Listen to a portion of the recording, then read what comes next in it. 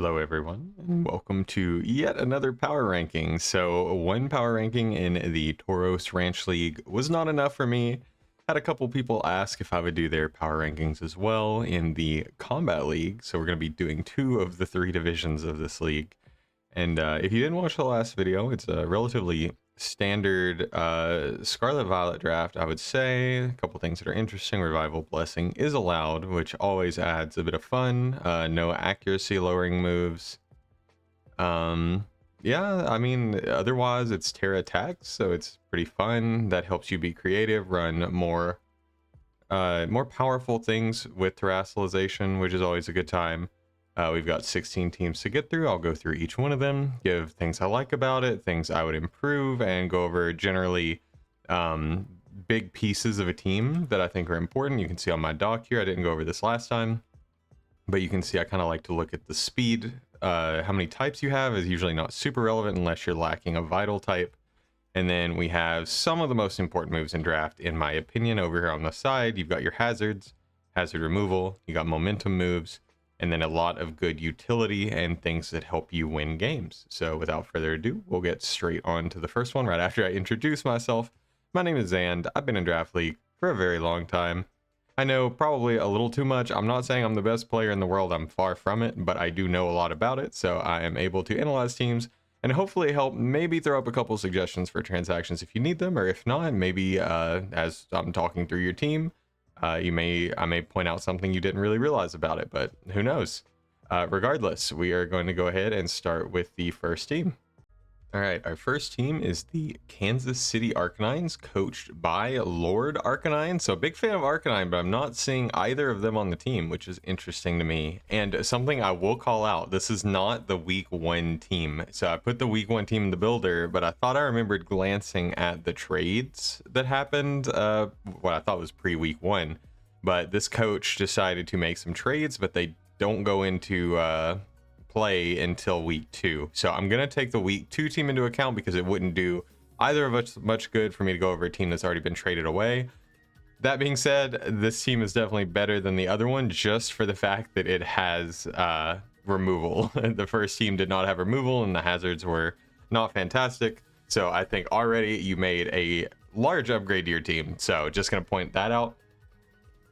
Things that I noticed: Crocodile is the only Terra captain. I think Crocodile is a fine Terra captain. In Terra attacks, it may not be the most powerful in the world, but I do like it as a Terra cap. I think it can be very flexible. I think it likes things like Terra Poison quite a bit to bulky setup, but it also just loves Stab Terra to click Choice Scarf, Moxie boosted knockoffs and Earthquake. So I think really good Mon. Not what I would say is one of the strongest Terra attacks caps, but definitely up there. And with all the other power on this team, I think you can make do without Terra. It's just, since you only have 1 Terra cap, you're going to be leaning into bringing Crocodile to games that maybe it doesn't really have a place in, because you do have a lot of other strong elements on this team.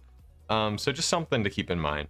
The other thing about it is Crocodile is your only electric immunity and your only resist is Elecki. So if you bring Crocodile and Terra Water, suddenly Volt Switch is really going to mess up your team. So be careful on when you actually pull off the Terra. I will say though, I like these 2 breakers. These are 2 very well known for winning games on their own. Get a nasty plot up, get a Dragon Dancer 2 up, extreme speed things, Dark Pulse things, coverage, you're good, right? And I think you have some of the best facilitators for these 2 to sweep. So you have Screamtail, fast Stealth Rock, you've got the Encore, can run screens, can also be bulky in its own right, or like set up bulky in its own right with things like Calm Mind, and I think it gets bulk up as well, which is pretty cool. I know its offenses are not great, but your opponent probably won't expect you to ever set up with this because you have at least a couple other options. The Volcanion is really cool. I think this Pokemon goes underused a lot of the time and goes undrafted, even though it's incredibly powerful, and it's one of the only fire types with a water immunity, which is pretty cool on a team. I don't know that this team was begging for a water immunity because one of your only 2 water weaks are a Terra Cap and a Growlithe, but Volcanion does still have a place. I would say it does enjoy screens. And then we've got other standard, well, I wouldn't say standard, but other decent things like Zapdos is a mid-game breaker to break down your opponent's flying resist. and really just do damage so that these two can clean up. Bronzong is fantastic at setting Stealth Rock and being annoying and bulky and making it so choice sets very rarely work. And then Qwilfish is nice to have on the team for its hazard stack, for its flip turn, for its intimidate. Fantastic roll compression in this Pokemon. I will never not glaze the Qwilfish family and all that they provide to a draft for usually a very cheap price. And I guess there's a Growlithe here too. Not exactly, you know, it's a bit of a meme pick. I guess if you couldn't afford the Arcanine, you get the Growlithe on the team. That's very cute, but it's going to be less functional than another one-pointer would have been, which is okay if you're just going for something funny. A one-pointer is not really going to make a difference either way. Something else I noticed about this team before we get into like types and moves and such, you are stacking Intimidate. I see Intimidate on Crocodile, Intimidate on Qwilfish, and potentially Intimidate on Growlithe. What this will do, if you run one Intimidate, your opponent is less likely to run certain items to counter it. But since you have double Intimidate, both of them are relatively likely to come to a game. I would say be on the lookout for Defiant competitive Pokemon, which I'm sure you're fully aware of, but also be aware of Adrenaline Orb, so your opponent's special attackers can get a speed boost if these switch in, and also Clear Amulet to completely nullify your Intimidate. You switch in on something like, I don't know why I always use Haxorus as an example, but you switch in on Haxorus, try to intimidate it, it DDs +1, X's are probably KO's Crook. I know it's a Terra Cap, Earthquake, KO's Qwilfish without that Intimidate. So just something to keep in mind. If you do stack abilities, people will try to find ways to exploit that, which is something I've noticed in the past. I recently ran a team double Intimidate and I got that treatment against me and it was not fun. But looking at your team, I do like the hazard spread you've got going. You've got a good variety of stealth rockers. All three can be a rocker in a given week, so that's not bad at all. Regieleki as your sole removal, because I don't think either of these, I think this is Natdex that they both get defog. Regieleki as sole removal is a little bit worrisome because it is going to be hard brick walled by certain Pokemon. I've got Sandygast or Palisand in my head right now because it completely nullifies both Rapid Spin and electric moves. But anything with an electric immune or an electric immune ability can Terra Ghost and also just completely nullify Regieleki and make it so hazards stay up. So keep that in mind. You may want to flex for some more removal in the future. It's not an absolute requirement, but if you find yourself getting hazard stacked on, it's probably worth it. Although this team very much enjoys having several boots, Volcanion and Dragonite, two of the best users of heavy duty boots, so not a big problem there. We already mentioned the electric weakness just slightly. I think Crocodile is going to be a kingpin for that, but also I would like to see another Terra Captain on here that could flex Terra Grass or Terra Ground to kind of help fill in that resistant role where needed. Otherwise, Volt Switch just looks incredible into this team. And then ground moves, you only have either immunities or weaknesses, or I suppose neutrals. So something like Gravity, even though it's very rarely seen in draft, would actually give you kind of a hard time because Gravity into ground move hits literally everything for neutral other than a Terra Crook. So that's just something that stands out to me that could be interesting. Otherwise, though, I do like this team quite a bit. I think you've got all the elements of what makes a Pokemon draft team great. You've got really solid speed tiers. I'll love to see this flex. The Regieleki blowing everything out of the water, and then the Darkrai still with that the competitive 125. You've got good tiering so that nothing is going to want to run Adamant or Modest unless they don't respect the Screamtail. All the way down into, well, 60 is the Growlithe. All the way down to 70. And then a good counter Trick Room Pokemon in Bronzong. So big fan of your tiers. I really like how much you have in the ways of screens as well. So all in all, I'm a pretty big fan of this team. That is not the right tier list. Right now, we are back to the standard 5 letters. Ignore the crazy ads on the side once again. I am going to put this solidly in B+ right now, but I have a good feeling that it may go up to A- in the future. And I will also add those into this tier list for the future. All right, next up we have the Real, I believe, Mawiles PC and Iceball47 as the coach. I believe it's Real with soccer. I'm not entirely familiar with football, I suppose. And this team looks incredibly powerful. I feel like I've been seeing this lead offensive combo more often lately. And it's just so annoying to prep for because you can deal with a physical dragon or like a mixed dragon ghost attacker, and then you have Enamoris who just spams fairy moves all the way to the bank. Like, it's just so unbelievably hard to switch into a Terra Fairy, but it also can flex, be a more defensive Terra, as well as run physical sets or mixed sets with superpower and contrary. So these two in general, two incredibly strong Pokemon, great in-game cleaners, but also decent mid-game breakers. And then probably my favorite, like, oops, I accidentally swept your team Pokemon in Quackleval. I think this is one of the absolute best rapid spinners in the generation. I think you can have this as your only spinner and you're going to bring it to every game anyway, and it's not really hurting for coverage otherwise. So, I mean, it's just fantastic. And you're going to hit your opponent, knock out a Pokemon, and then suddenly you're just going to sweep games with Aqua Step and Close Combat or whatever. I do wish, and this is just a side tangent, I wish Quackleval got Drain Punch and the bulk upsets would be so much more viable, but unfortunately it does not. That's aside. I think these three alone are fantastic, and you've filled out your team with some really solid support. You've got the Uxie kind of as a defensive backbone. This team is not what I would say the most bulky team in the world, so you got to win fast if you want to win games. Uxie kind of being the counterbalance to that. It is a decent defensive pivot. You can U-turn around, set rocks, set hazards, get a T-Wave up if you need to. I think it gets Yawn as well, so you can spread some status. Uxie's being asked to do a lot here, though, as one of your only two rockers, the other one being a very low tier. So I think Uxie is going to be, like, very important to games, but also it's kind of stuck in the set it's going to be running, which is okay. It can do what it wants, but it is also slightly exploitable. And then on the other end of that, you've got the Overquill, that can definitely run more offensive, be immediately pressuring with things if it wants to be, while also being able to take that support role just fine. Gets the double spikes. I already said my piece about the quills. I think they're fantastic in draft, so no complaints here. I do like seeing Overquill on a rain team or having some kind of rain component on the team, because I think Overquill is just, you know, it's not your typical Rainmon. It's Swift Swim without having to be a water type, so I think that helps it a lot. But also on a rain team, you'd want it to be able to Terra Water. So I respect the fact that this is here more as support, although it may be a little more expensive than something like Hisuian and Quillfish that I don't know if it got drafted or not. Next up, we've got a couple of pivots in Rillaboom and Magnezone, definitely playing off of each other pretty well. The grassy terrain helps out the Overquill and the Magnezone, keeping both of them healthy and getting rid of their ground weakness, while also keeping things like Quackleval healthy. And most importantly, setting up Unburden for the Drifblim, which is probably my favorite Unburden Pokemon. I know I've used Hawlucha more, but I think Drifblim is my absolute favorite Unburden Pokemon. It does so well, can run away with games so easily with Calm Mind Strength Sap, can also run physical. So I just think it's a really good mon. I know it loves to Terra. Terra Fairy especially makes it pretty oppressive, but even without, I think it's okay here.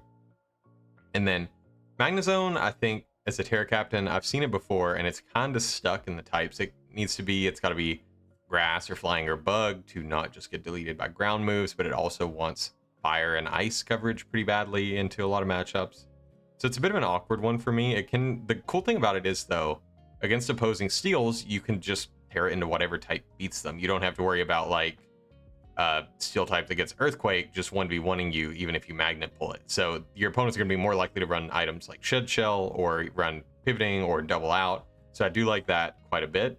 And then finally we've got Regirock, which is just your standard defensive bulky rock setter, which is not really, you know, not outstanding, but it can do the job, and it can run Iron Defense Body Press, which this team doesn't have otherwise, and I think can be really strong if your opponent doesn't prep for it. So I do like that pretty well as well.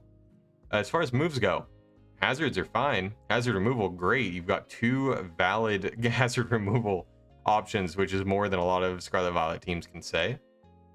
Very premium on the pivoting. So in any given game, you can pick which of these are going to be win conditions, which are going to be pivots, and none of them mind being either. So I like that a lot. You've got, I mean, just enough utility to be decent. I think screens are a little lacking because Dragapult you don't really want to run as a screen spot, but I think to facilitate, if Quackleval's matchup looks really good, for example, or you want to run the Superpower Enamoris, maybe screens Dragapult makes sense. If opponents have, like, a Pokemon that really resist it. But otherwise, I think it's going to end up being offensive, and you might run screens on Uxie 1 week. But overall, very good move spread. the speeds are a little suspicious to me. There are 3 Pokemon all chilling at base 85, which is honestly a really common tier, but also that means you're going to be running 252, 252, like not really having room to flex any bulk. Quackable, a little different since it can boost its speed. And I guess Rillaboom can run, like if you're running Banded, you can run Grassy Glide. But at the end of the day, 3 Pokemon at the same speed tier means everybody's going to benchmark to outrun these. I assume Uxie is going to be defensive. So everything between, I mean, honestly, above 60 is just going to creep these. And everything above 85 is just going to creep these as well. So not my favorite in terms of speed, and also your fastest being Enamorus outside of Dragapult. So Scarfers will probably try to creep Dragapult, but in the odd chance they don't, because they don't care about Dragapult, they'll just have to creep Enamorus, which is not too difficult. And then your defensive profile is just a little bit lacking for me, and I know this is a very hyper offensive team. It's set up to, you know, get rocks up early or get spike up early, and then just start bringing in things and breaking. Get rid of the steel type with Magnezone so Enamorus can go crazy later. Get rid of the steel type with Magnezone so Rillaboom can go crazy. And yeah, I get the idea of the team. It's not my style of team. I've tried this style of team before and it doesn't really match the way I like to play. So I would say, like, you know, 1 fairy resist and it's your Terra Captain, or 1 ghost resist and its Spadef is pretty abysmal without investment. It's a little bit rough. And then, you know, your ice switch in being either the Magnezone that Terras, and probably Terras maybe into an ice weakness, or the Quackable, who doesn't really like being defensive unless it's like AV. So just a few things like that. It's like you got to win before your opponent gets set up and sweeps you. And I think this team has all the tools to do that. I don't know. I like a team like this, but not for me to use. I like to watch other people use it because I think they can go crazy. I believe this is the correct logo. So for me personally, I'm going to move the Arcanines up 1. And I will say one thing. Actually, I'll add a memo for it in the end of the last video. But yeah, I could have definitely see this team pivoting to Rain, and I do think it's solidly high B. It may move up as well. We'll see as other teams come up. But this team could definitely enjoy a Rain setter if you found some of the pieces weren't working. Something like Regirock, something like Magnezone if you don't really care about steel types. I could see a Rain like super supporting one side of this team. All right, next up we have the Soul Heart Sweets, coached by Shinobu, I believe is how that would be pronounced. And my dock like almost broke, but we've got it going again now. I had to sit here and look at this team for a minute because I gotta say I'm a little bit perplexed. So on one side, I love the offensive defensive fairy double. Like having 2 fairies doing 2 very different things is so good on a team, especially when Valiant can be like a mixed attacker. I think it just works really well for this team. Although, I've got to say, there's a couple things throwing me off. So first of all, we've got the Terra Heatran. Heatran adapted for its type, but always threatening Terra makes people second guess ever clicking Earthquake. Although that does mean it's a bit limited in what Terra it can become. That also can be nice. You can run offensive once in a blue moon with like Terra Fire, maybe Eruption if it gets that currently. But you also have the ever faithful Terra Grass Heatran, which is very annoying to deal with. The Hazard Setter Glamora, that's very good at just stacking away. Honestly, you don't need many more hazards than this. I'll come back to it a little bit though. We've got the Terra Gudra, which is as far as I can tell, pretty much the only synergy with Rain. So Pelipper brings the Rain, but it's kind of a detriment on its own because it's just not the best Pokemon in the world, to be honest. So if you have a Pelipper, you really want to facilitate the things around it to make it worth having on your team, right? And so it does give Gudra hydration. So Gudra can't be status. You can run rest sets much more reliably. You cannot deal with like freezes or burns or paras, which is pretty nice. But outside of that, all it's really doing is boosting the Primarina's water moves, which Primarina is already incredibly strong, and so your opponent's going to be prepping for water anyway. So this is just a little bit odd to me, stands out, because I don't see a Swift Swimmer. I don't see anything that's really like fully taking advantage of that Rain. And I know Rain is less common in Scarlet and Violet, at least from my perspective, than Sun, because Sun teams can be full of photosynthesis Pokemon. But on Rain, you're kind of limited to your big electric type with Thunderbolt, which are Thunder, and this team doesn't have that. Things like a Zapdos really love Rain. You have your Swift Swimmers, Kingdra, Barrascuda as a couple examples. This team doesn't have either of those. And then you have Pokemon like one-offs like Arcaludon that absolutely adore the rain, having the one-turn Electro Shots boosting its special attack, and then suddenly it is an unbreakable monster that's one-shotting entire teams. So not having any of those three like typical archetypes of a rain team is kind of throwing me off a bit, if we're being honest. The other side of that, Glimmora as a hazard setter is absolutely fantastic, but this team does not have a natural ghost type. So once you get these hazards up, all your opponent has to do is bring in their heavy duty boost rapid spinner, and unless Goodra or Heatran is Terra Ghost, they get to get rid of all the hazards that you spent time setting up for free. And I know with Defog that's kind of true either way, but just something to kind of keep in mind is like there are good pieces on this team, they just don't really have synergy with the rest of the team, and so the team is more flexible, I would say, but also less able to take advantage of its own strengths, if that makes sense. Donphan, I've said it before, I'll say it again, one of my favorite spinners of all time, very reliable with heavy duty boots and Earthquake, gets knockoff, gets Ice Shard, rapid spin, the whole 9 yards. It's a fantastic Pokemon. And then I gotta tell you, I don't know the last time I have seen either of these guys drafted, at least without having a Terra type attached to them. Super interesting. Wo-Chen, incredibly bulky, but such an unfortunate typing that it almost always runs Terra. That way it can actually be obnoxiously bulky, run its offenses however it wants, and then usually Leech Seed, Protect, Sub, that whole song and dance. And then Gothitelle, the typical trapper, but can't trap Ghost, and so you may end up forcing enemies to bring Terra Ghost types, and that may actually end up working against you, because then your opponent's going to have a natural spin blocker for the Donphan, and your team doesn't really have a strong way to punish Ghost types. I know Valiant gets knockoff, Donphan gets knockoff, Wo-Chen is a dark type, but it's just, it stands out to me as something that might cause you some headaches in the future. Your hazard game is perfectly fine. Glimmora's extra removal doesn't show up here, but it's also solid. Pivoting, very limited, I would say. You got the U-turn Pelipper, and you've got the flip turn Primarina. So you can pivot around with your waters, but everything else, once it comes in, has to hard switch out. So you're going to be caught a little behind on momentum if your opponent is U-turning, flip turning, and volting around on you. But then you've got absolute utility in spades. I don't know how Rain Dance ended up here. I don't think that was intentional. Oh, because I restored the file. So yeah, I guess you can technically set Rain with that if you wanted, but you have a Pelipper. But you have utility in spades, so no worries there.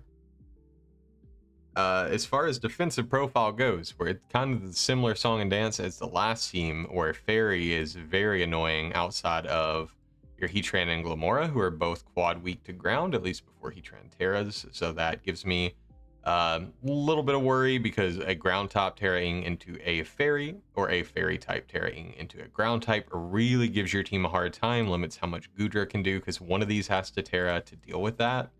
And especially if it can get itself faster than Valiant, then it's kind of going to be a bad time. And then last thing I would say, the speed tiers are a little bit rough in my opinion. Valiant, very good at being fast. Doesn't typically like to run Scarf. It can, but 116 as a top speed is a bit low. And then your next fastest Glimmora is pretty rough, because you're going to see opponents with 110, 105, base 100 Pokemon, maybe slightly above base 100, like 102 and higher, are going to be able to run Modest and Adamant against you. So they can do more damage in general just because of these speed tiers. Or you may see them running bulkier sets, even though they're fast, to take advantage of you not having a way to punish them not running Timid or Jolly. So something to keep in mind there. The team is relatively slow. I think it would very much appreciate a Swift Swimmer and something in that 100 speed range. If I had to recommend something, it would be something that, I don't know if there's a Pokemon that fits both of those, but maybe, I don't know, if you really like these pieces, that's great. I just think there's a reason I don't see them often without Terra, and that's because they are exploitable in draft. So just something to keep in mind. With that, this is still a solid team. I would put it at, I would say it's going to be C plus, just because there's a couple pieces, like it's just not meshing for me personally. But I do see the strengths in this team. I do think it could do fantastic things, and above all else, it could get really creative with things like, I think Goodra gets like Curse, so you could run like a Curse Goodra set with the Hydration and Damp Rock, and just really have a great time. It's just outside of that, what is Damp Rock doing? It's kind of the reason I'm putting it lower, but I think with transactions or good play, it can compete with anybody on the board.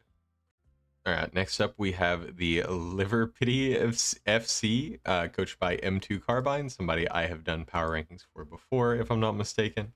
And we have a very strong looking team with 3 dark types. I heard the team was originally 4 dark types, which is pretty incredible at that point. You know, commit to the bit and go mono dark.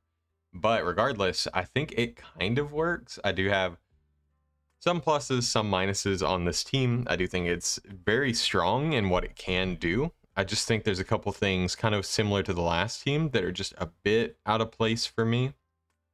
So we'll start at the top. Terra Greninja, absolute nightmare. Doesn't even need to run Protean if you're going to Terrasilize it, but you can have Protean as a flex to help you change types before you Terrasilize. But if you don't need it, you can just Terra and be Torrent and be super scary when you get low, and Water Shuriken is suddenly like an actual threat into teams. So definitely decent there. Ogerpon is a good pairing with Greninja, even though it's a grass that doesn't resist water. You know, these guys aren't really resisting a lot. Even, you know, all of these speedy Pokemon aren't really resisting anything, but they're all exerting a ton of pressure. And I think Ogerpon is very much wanted on this team because it does exert physical pressure. And I think that's something, I mean, you got King Gambit, but other than that, this is your only speedy physical attacker. So I think you're really going to be relying on Ogerpon a lot to do some damage. Other than that, Lander is also an absolute nightmare, and it can run mixed, can run physical, be very strong. So I like that as well. These 3 are going to be impossible. Actually, let's just go these 5 are going to be so hard to prep for defensively just because they cover so much. Honestly, I could see a Terra Dragon being the play just because it kind of nerfs Ogerpon and then water move.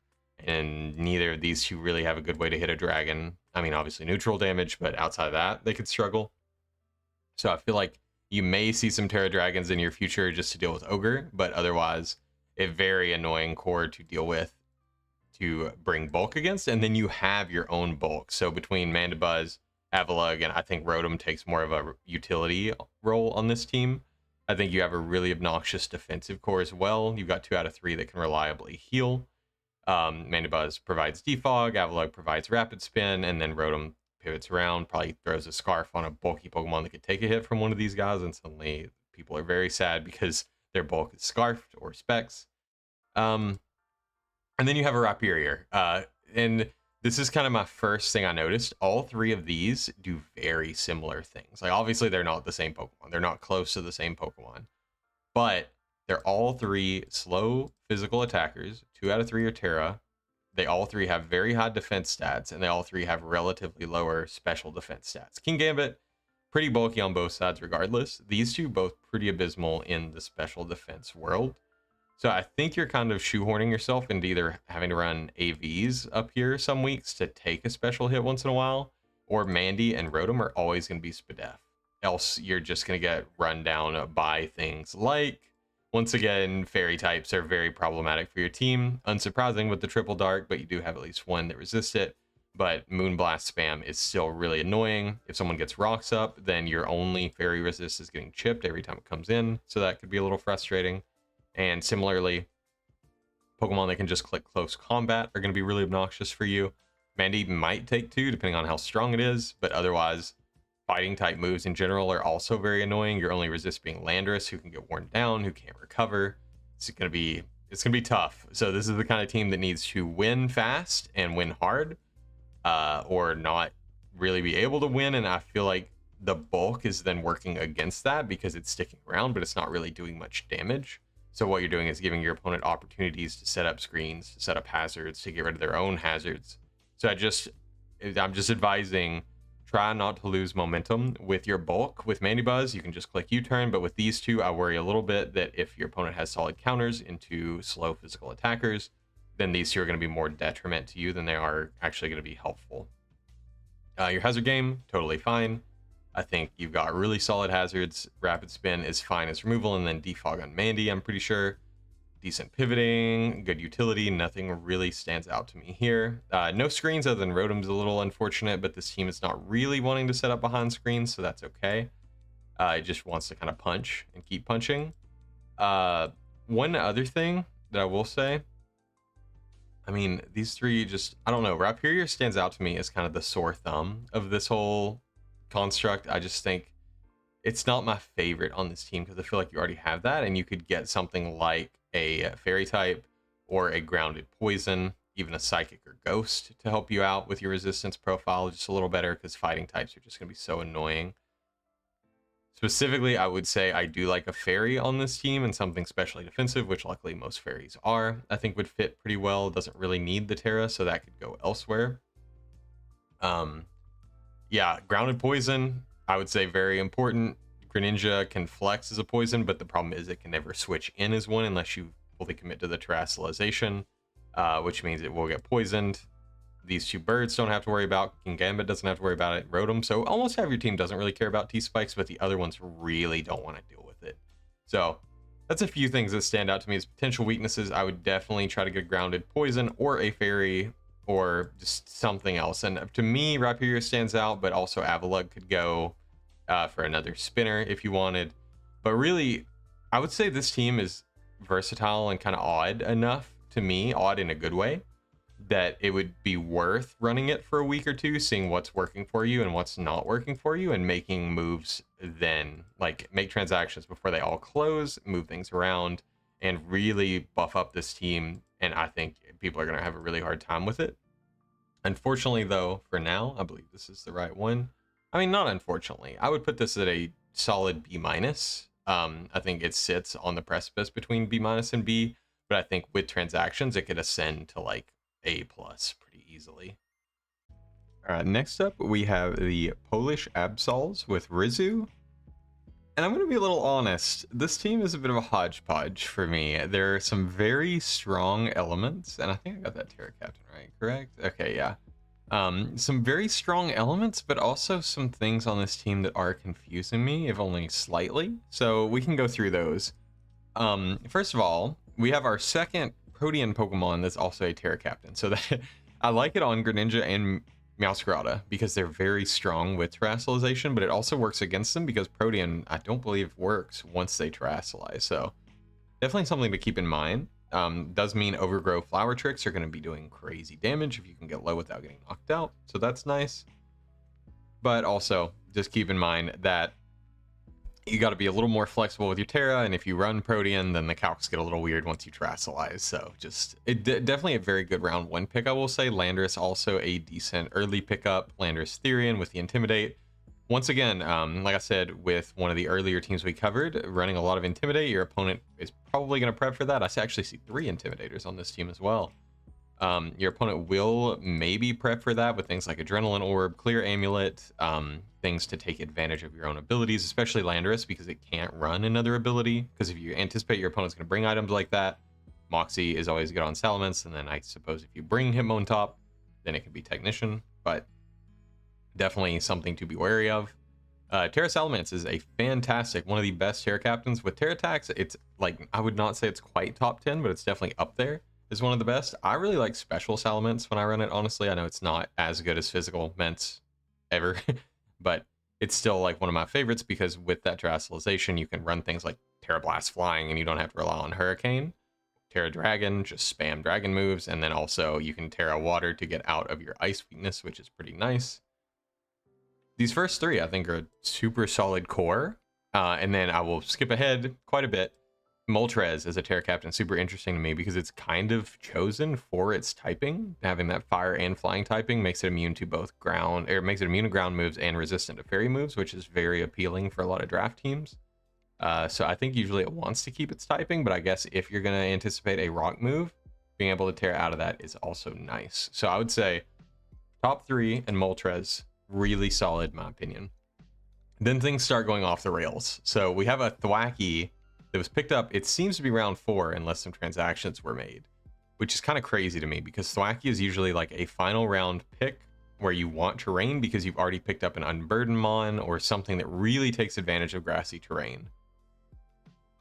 I'm looking at this team and I'm seeing maybe 3 things that can make use of grassy terrain. So I'm seeing Meowscarada that gets another boost to Flower Trick. So you could run a Terra Grass, Overgrow, Choice Band, like grassy terrain Flower Trick and just do like crazy damage at the cost of that crazy damage being from a grass type move. So it's going to be resisted by most people's rosters, which is not great, but it will also really threaten teams that don't have good grass switch-ins. So that's something.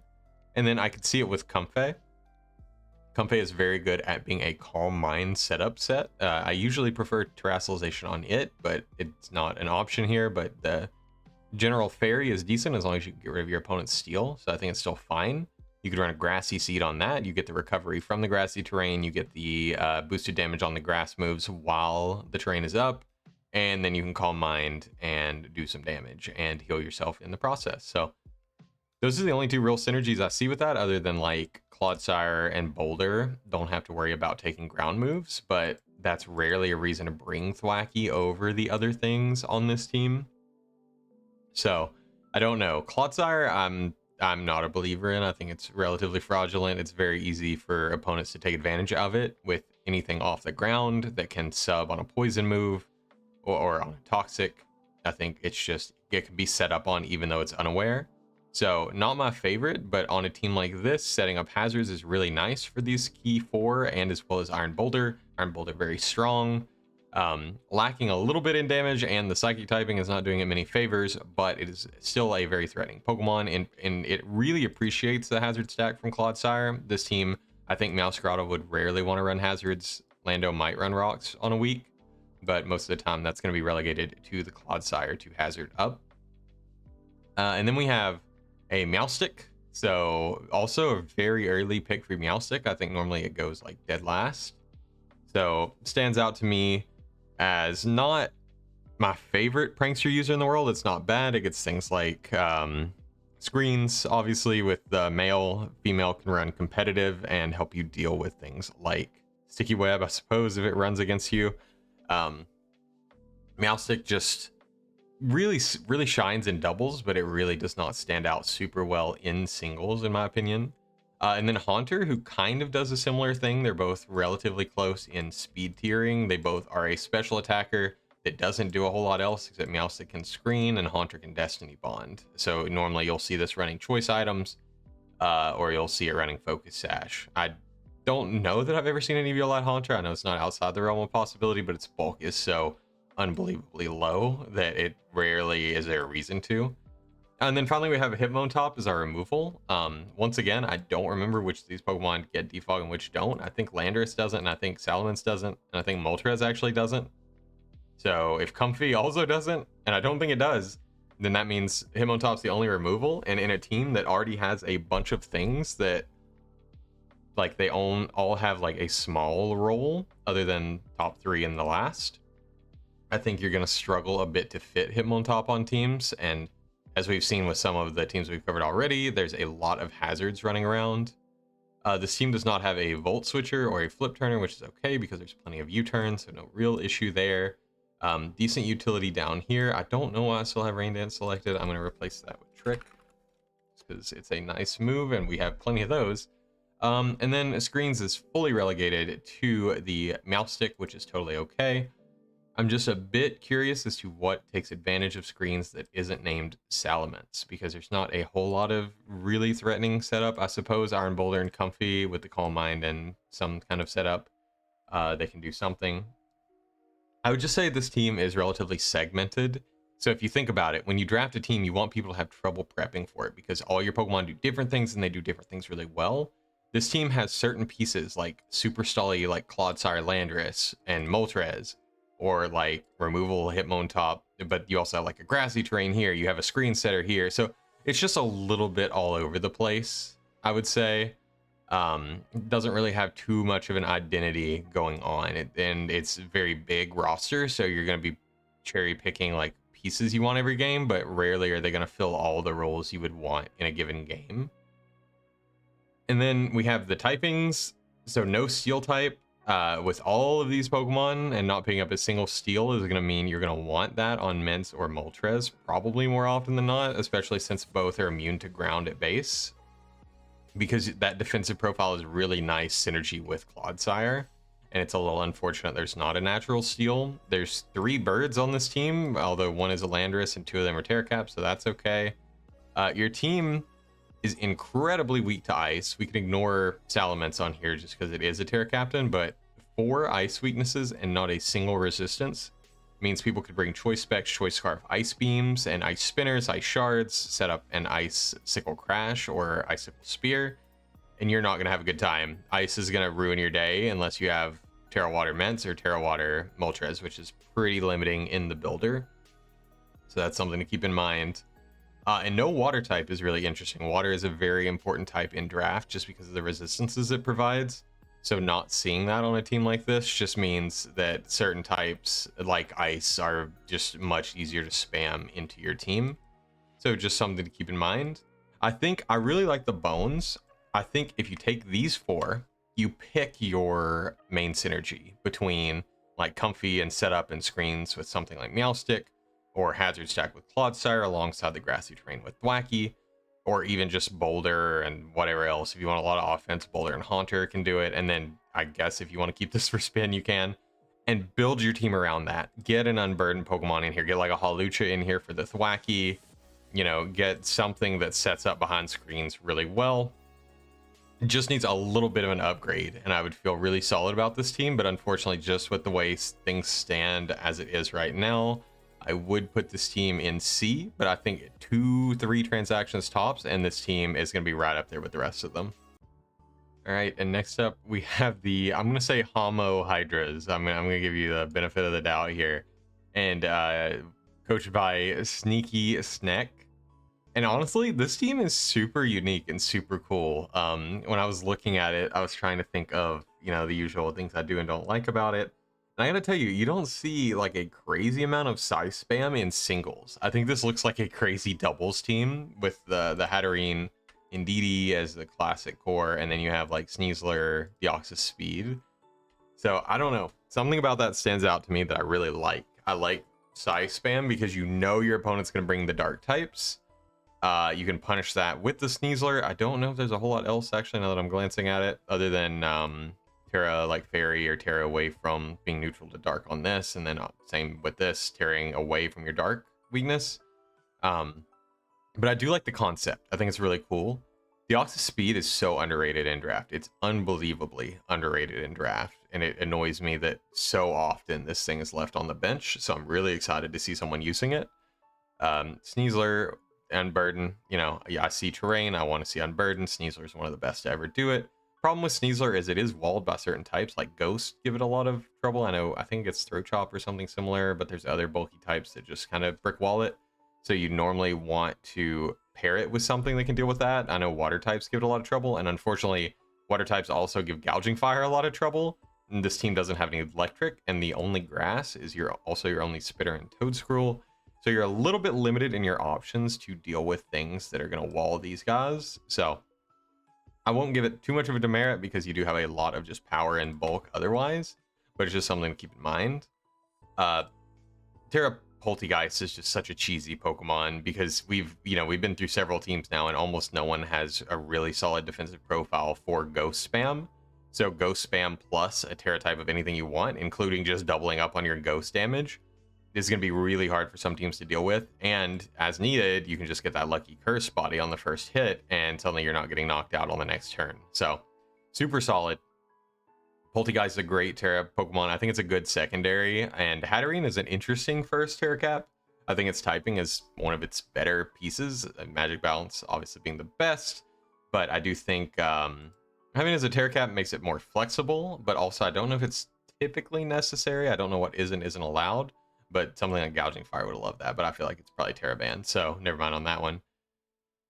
Jugulus on the team is I don't know if I would say it's out of place, but it feels interesting to me on this team because I don't know really what it's bringing to the table, because you already have fast special attacker, slow special attacker, setup special attacker, special attacker, special attacker, special attacker. that's kind of what Iron Jugulus brings to the party when it's used.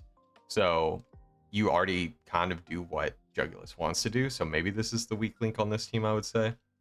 Empoleon is just a great defensive pivot. Actually gets to heal this generation, although it doesn't get to defog.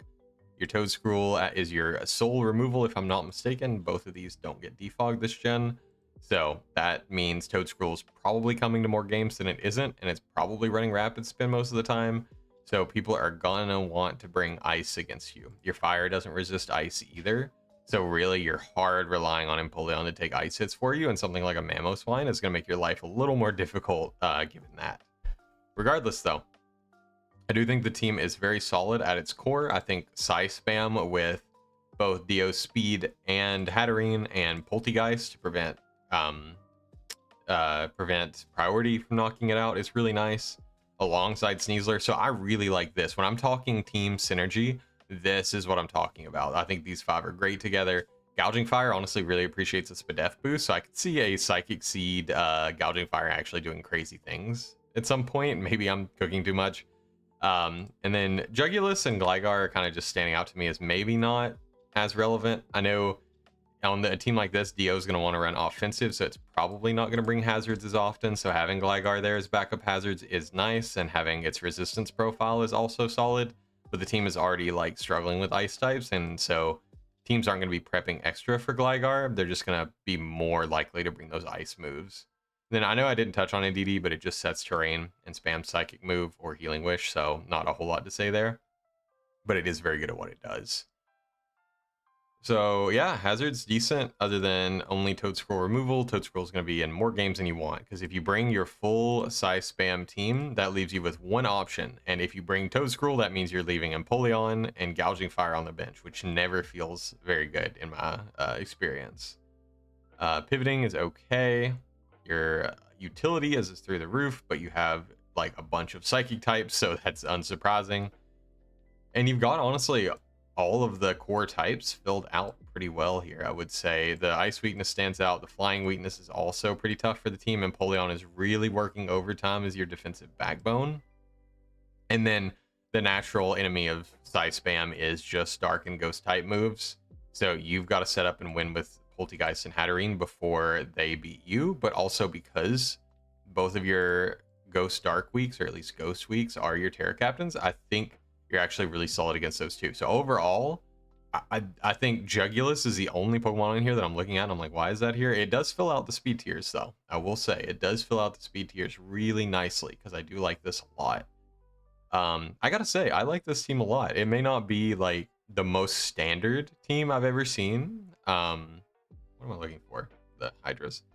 But I would honestly put this in like the top of A-, I would say. I really like what's going on here. Maybe it's just because it's so interesting to me, but I feel like maybe I'm a little ahead of myself. I would put it below the Arcanines now I'm thinking back, for now at least. But it's still a very solid team and looks very fun to play. Okay, and next up we have the Forge Enterprises, coached by UNBX Unbox, maybe. And this team, I will preface with, I would never want to play against this team because it looks rough to prep against. You have very strong core components in Chi-Yu, Walking Wake, and Ninetales is a incredibly hard to deal with Sun core, albeit all special attackers. You have a crazy bulky core in Pecharunt, Gliscor, and then I guess Daxbun technically, but Daxbun I don't really respect as a Pokemon. It is a fairy in technicality, but it doesn't usually do as much as you want it to. It's just a dragon fire immunity where it's needed. But these two, incredibly hard to deal with, reliable recovery, obnoxious, spreading hazards, or spreading status with either T-Spikes, Toxic, or Malignant Chain. And then I've said it before, Iron Crown, top 3 Terra Caps of all time. Incredible Terra Captain.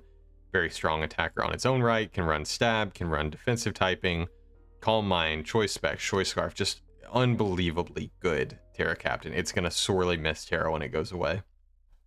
Ursaluna Blood Moon, bulky enough to take super effective hits relatively with ease, does not care about ghost types, will blast them anyway, and has that ground coverage just in case. Incredible Pokemon. I always struggle to deal with this as well. And then I actually like the Ninetales pickup. I assume it's cheaper than Torkoal on this board, and it actually fits really well with the Chi-Yu Walking Wake as a decent pivot. Can baton pass around because I believe that's legal. Set the Sun, Healing Wish to heal up one of these super annoying bulky Pokemon. So just that's the ribbon on the present right there. Ninetales is. It just fits this team really well.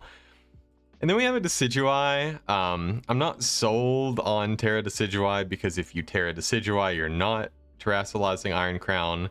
But also Decidueye is like pressured to come to games because it is your only removal as a defogger, which is in direct anti-synergy with Gliscor being your hazard setter. Because if you get anything you get up with Gliscor, if your opponent stacks on you, you've got to get rid of it with Decidueye. And that means if you have Gliscor and Decidueye, you don't have some of the other Pokemon, which is like not a good time. Gliscor, I will say, is grown on me. I used to think it was kind of a fraud. It was like my first like favorite Pokemon in draft, and then over time I was like, man, being item limited, kind of weak, kind of limited coverage, it's not my favorite. But it has grown on me over time. I do think it fits this team decently because this team is just annoying bulk, a ton of wind conditions, and sun. With the two things that stand out to me being Dash Bun or Dax Bun and Decidueye as things that I would consider replacing on this team. I would try to get, honestly, a grass type with chlorophyll. I don't want to recommend Levani because it's not great. I've used it before and it's not like anything to write home about. This team does appreciate webs and doesn't really have much hazard pressure, so your opponent may feel like they can leave spin at home if they bring some boots and maybe a poison type. So that's just something worth noting. And then I know this is technically a fairy, but it like wish passing into this team is not super relevant. I guess you can wish up Ursaluna, keep it healthy like an AV weight, but I don't know. I feel like Dax is going to be on the bench most weeks. As far as hazards go, this team is fully reliant on Gliscor to set hazards, so Gliscor can't do other things like Swords Dance, Facade, Earthquake, and Scale Shot sets. If you do that, you're completely out of Pokemon that can run hazards. And then, as we've mentioned, your only removal being Decidueye, it means people are going to stack against you. Ninetales wants to run Heat Rock, so it's going to take rocks. Flip Turn, Volt Switch, Parting Shot, U-Turn, you know, these things are going to take chip. Chi-Yu doesn't want to run Boots. Chi-Yu wants to run Specs or Scarf or anything else. So, just a piece that stands out to me. This team, a Sun team typically needs pretty solid removal to really pop off. So I'm a little nervous about Decidueye being a defogger, especially since it has to either Terra to be defensive, or Ninetales can't set the Sun, or Decidueye is just going to get cooked by any fire move. So that makes me a little nervous. Pivoting is just fine. You've got a little bit of a lack of utility. You don't really have any screens outside of Reflect Ninetales. No trick, only Encore's Ninetales, which is okay. That means your opponent's not likely to run Mental Herb, but it's still like, you could use some more utility somewhere. And I just feel like with this team, I see Special Attacker, technically either, but I think it really only gets Special Attacks. Special Attacker, Special Attacker, Special Attacker, Special Attacker. So what is your physical offense? Your physical offense is Gliscor, which is going to be defensive hazards most of the time. Dax Bun, which is not an offensive threat. And Decidueye, who's going to be forced to like Boots, Defog, Roost, Bulky. So I'm a little worried this team is way too like special leaning, and people are just going to bring AV and Spadefmons and be able to maybe stave off all these attacks. I don't know. It's kind of hard to deal with Chi-Yu, Ursa, Crown, Wake in the Sun regardless. But if your opponent finds a way, then it could be really annoying for you. And as you might be able to tell from this type chart down here, a Pokemon like Gastrodon is going to give you nightmares because water ground coverage alone just kind of rocks everything that isn't Decidueye. Throw on Ice Beam, and this team is really not happy about like that. And then Gastrodon's coming anyway because it's probably a team's water immunity, so it's going to come as a wake check anyway, and it's just going to pressure everything here and is not really threatened by anything here. So just in general, if some pieces could get reworked, I'm never saying drop Blood Moon, but Blood Moon is kind of the oddball out of the more expensive Pokemon that aren't Dax Bun and Decidueye. And get a chlorophyll user and some better removal, and I think this team goes crazy. But regardless, I still think this team is really cool. Your Forge Enterprises, I think this team is really cool, and I would put it at B-. with the asterisk that it needs better removal. Without that removal, it's definitely more like of a C plus team, but I would say just on the fact that your team is going to be so hard to switch in on, and if your opponent's hazard stack you can just win, is enough for me to put it a little bit higher. All right, last but not least, for the first half, we have the Hague the I'm gonna say Hague, like, because like vague Hitmontops and Jellykins. And wow, what a team. Now, we've looked at some big teams. This is a very small, concise team that I think is very solid. I think all of these Pokemon have a role on the team, and this is like honestly pretty incredible. Like, I'm very impressed with the amount of pieces this team was able to fit with the role compression. Spectrair, I've said it before, I'll say it again. One of my favorite Pokemon of all time. A fantastic ghost type. Really good at spin blocking, like deceptively good, because normally it doesn't need to run max special attack, max speed. So it actually is just fine running more bulk some days. So it can definitely be a bulkier Calm Mind Mon. Nasty Plot, it can always run choice specs pretty freely. I like Sub Willow Hex on it pretty well. And it also gets surprise sets. Like, look at this special bulk, 100 health, 80 Spadef. This thing can actually run AV decently. Run like Shadow Ball, Hex, Dark Pulse, Draining Kiss is probably all the special moves it gets. It might get Hyper Beam, but you know, his move pool is not fantastic, but just the things you can do with this Pokemon are so good. And pairing it with 2 Fighting Weeks in one of the most iconic cores of all time in T-Tar Sand into Excadrill, I think it's just fantastic. I think those fit so well together. It's kind of like they were meant to be a trio because you have your natural speed here that you're missing. Oh, that's a really, really good trio. And you know, icing on the cake, Excadrill can also terrasilize, so you can pop some really strong Earthquake, some really strong Iron Heads, or you can Terra out of, you know, whatever you're weak to, Terra Water, or give yourself better coverage with like Terra Fairy, Terra Blast. So just the sky's the limit with this Excadrill. I could even see like a week when you don't want to bring Sand, you could bring Excadrill as a like hazard support, bring Terra Ghost, double up on your Ghost, and become a spin blocker on Exca, and Spectrair can still do its offensive work. So really big fan of that.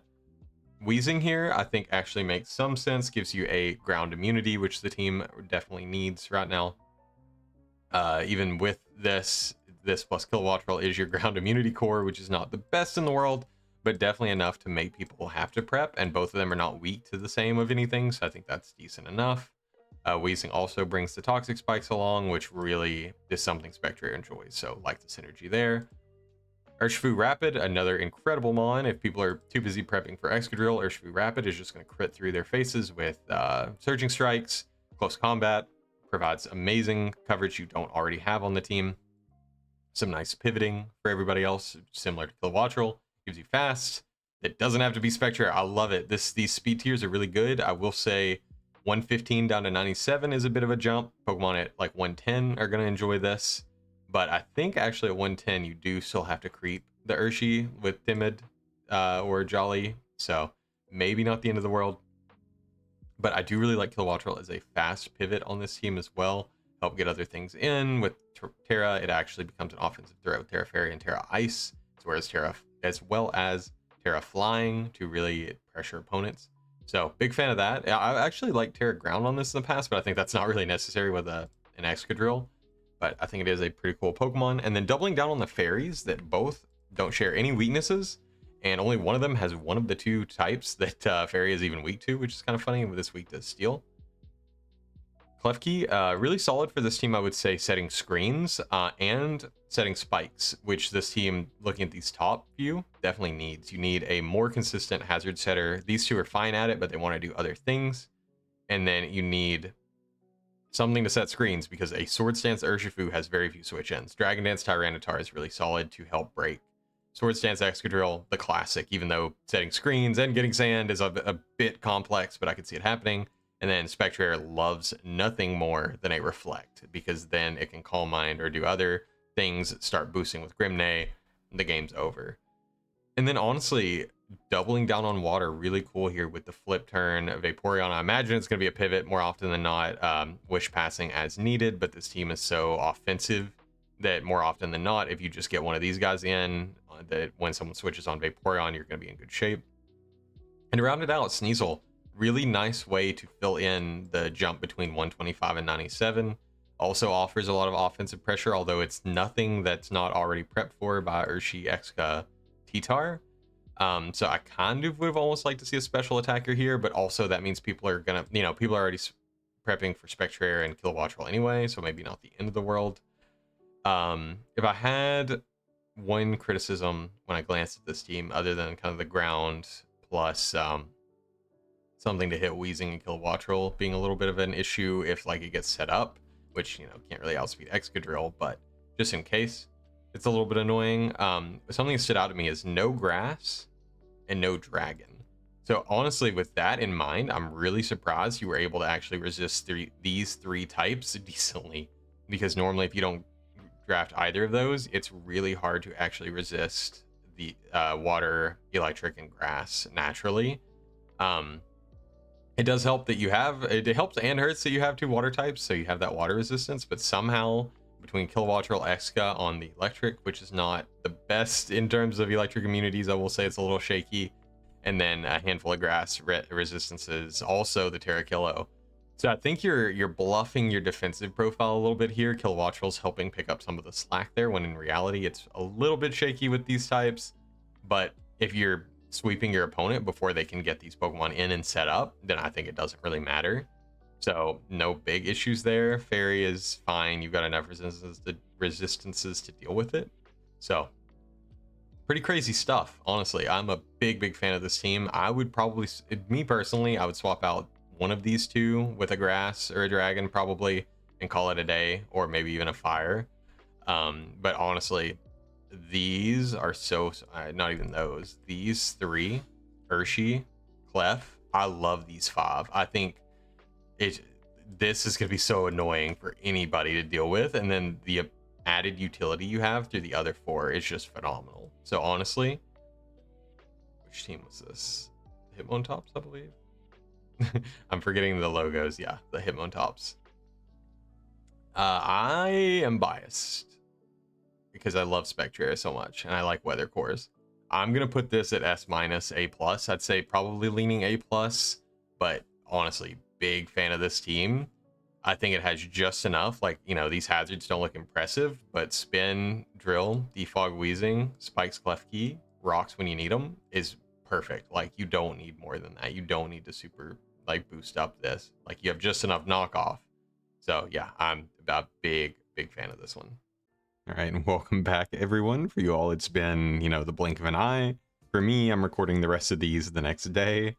I did move around the tiers a little bit, so I decided I like Forge Enterprises team quite a bit. I think Arcanine is a little bit weaker than the Hydras, just enough to move it down to the top of this tier. I think, honestly, these two are relatively interchangeable depending on how much you enjoy each of the teams. They're just built different, honestly.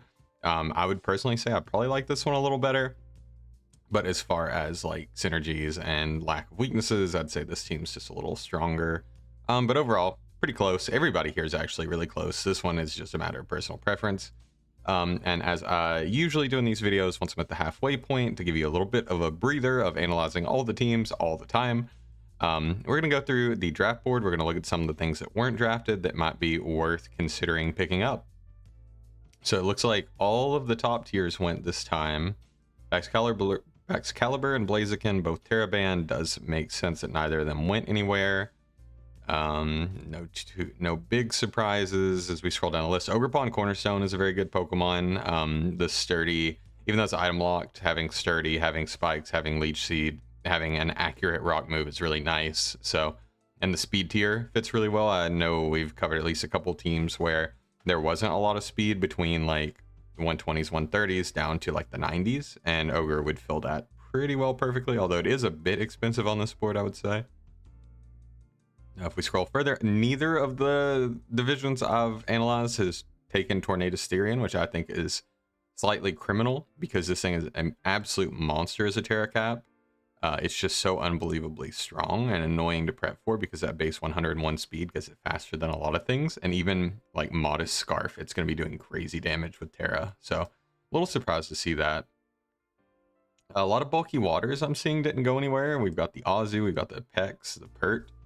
So definitely worth picking those up if you find yourself lacking. Oh, the Slowbro as well, even though Slowbro also I'd say a little expensive for the board. It's definitely not anything close to the Kings, unfortunately.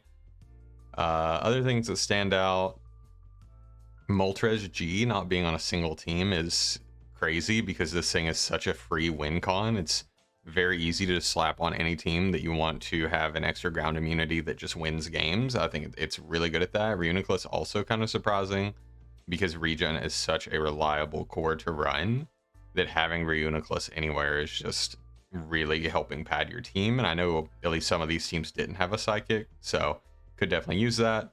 And then something else I'm remembering is a lot of teams didn't really have solid fairy resist. So things like the Chandelure, Entei, I wouldn't really say Chandelure's reliable resist, but Entei could be like AV.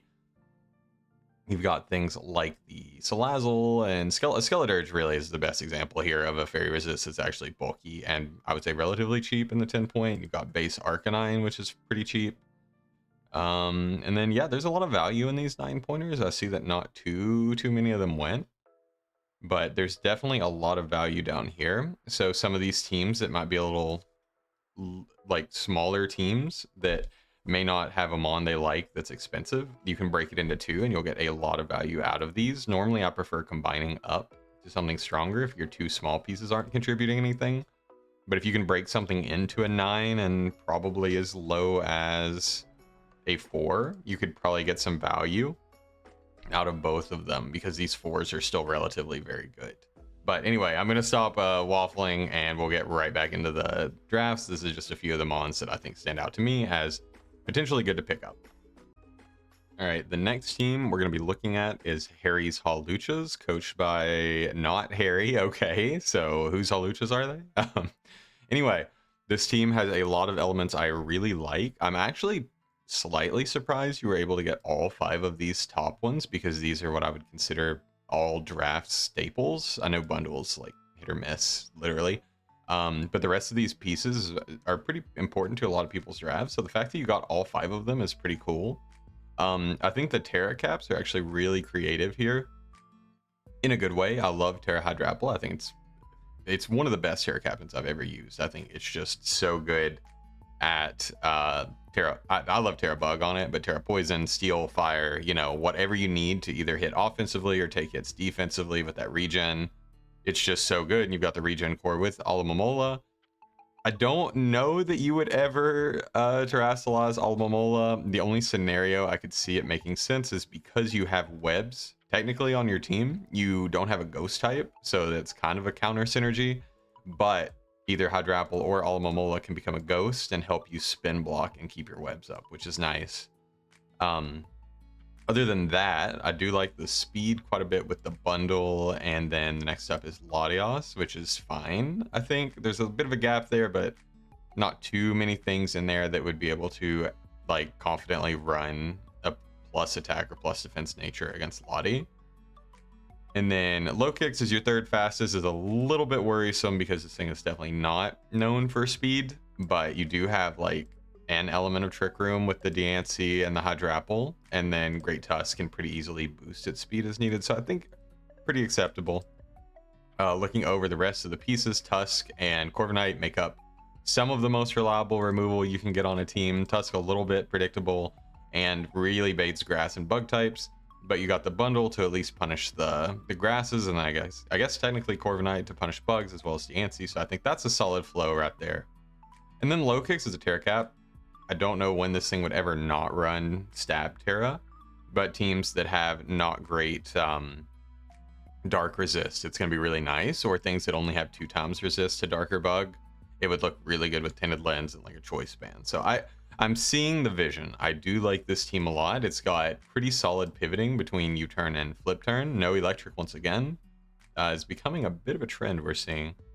No fire type, and you can kind of see that reflected in your resistances. You only have bundle and Aloe as your ice switch in. So if your opponent has freeze draw, then you're net weak or neutral to it with every Pokemon, which is not fantastic, but freeze draw also not, you know, the biggest availability, and you have bundle, which is probably the premier freeze dry user, so that's okay. but also fairy. You have one fairy switch in Corviknight, so anything that can run a fairy move and an electric move, or a fairy move and a fire move, is going to be really annoying for you to deal with, because clicking fairy button is so free, to the point that I think more often than not, Hydrapla and Alomomola are going to be forced into Terra Poison or Terra Steel just to help you deal with the more offensive fairies that are around. Which is fine. They can definitely do that, take the hit and flip into something that can then punish the fairy. I'm seeing now that Corviknight is the steel, no fire, and then you also don't have a poison, which is a little troublesome for regen core, because if T-spikes go up, Diancie's usefulness goes down a lot, and then Alo and Hydrapple, if they're not boots, they're going to essentially be taking rocks every turn if one's T-spike goes up, and if two go up, then yeah, they're never going to be able to stay on this field, so it's really going to limit the potential of a generator, because they're going to get chipped so much. And then Tusk, Bundle don't really appreciate T-spikes either, although these two don't mind them at all. So just something to keep in mind. You can get rid of them, you're just going to have to run boots, and you're going to have to be pretty consistent on the removal, which means you're not going to be able to do other things. Which, at least with Corviknight, it's not great to defog a bunch, but with Spin on Tusk, you're making yourself faster than everything, so there is some benefit there. Outside of that, I think the team is pretty well solid. You got a flying weakness, but that's handled somewhat by your Terra Captain, same with Rock. So what I'm seeing based on this is Corviknight as a steel is not going to be able to do it alone, and you're going to need one of these to be steel, like, relatively often if you want a decent defensive profile. But if you just want to go full offense and you can really, like, dial these guys, Hydraplan to do damage, just don't bring Alomomola, and bring some combination of these. And if two of these look bad, bring webs. So I think definitely not bad. I would definitely prefer a ghost and a poison on this team. Unfortunately, Pecharunt's taken, and I guess Gengar, technically, usually it's pretty expensive, so I don't know if I would rec it for this team, and it would double up on your 110 speed. But something like that, I feel like makes a lot of sense on a team like this. Overall, though, that's not the right tier list. Let's see, we're the Hawluchas. I would definitely put this in B tier. I just looked at the teams. I want to say, just personal bias, I would put it after Forge, before the Real Mawiles. But I may come back to this later. But definitely a very solid team. I don't know.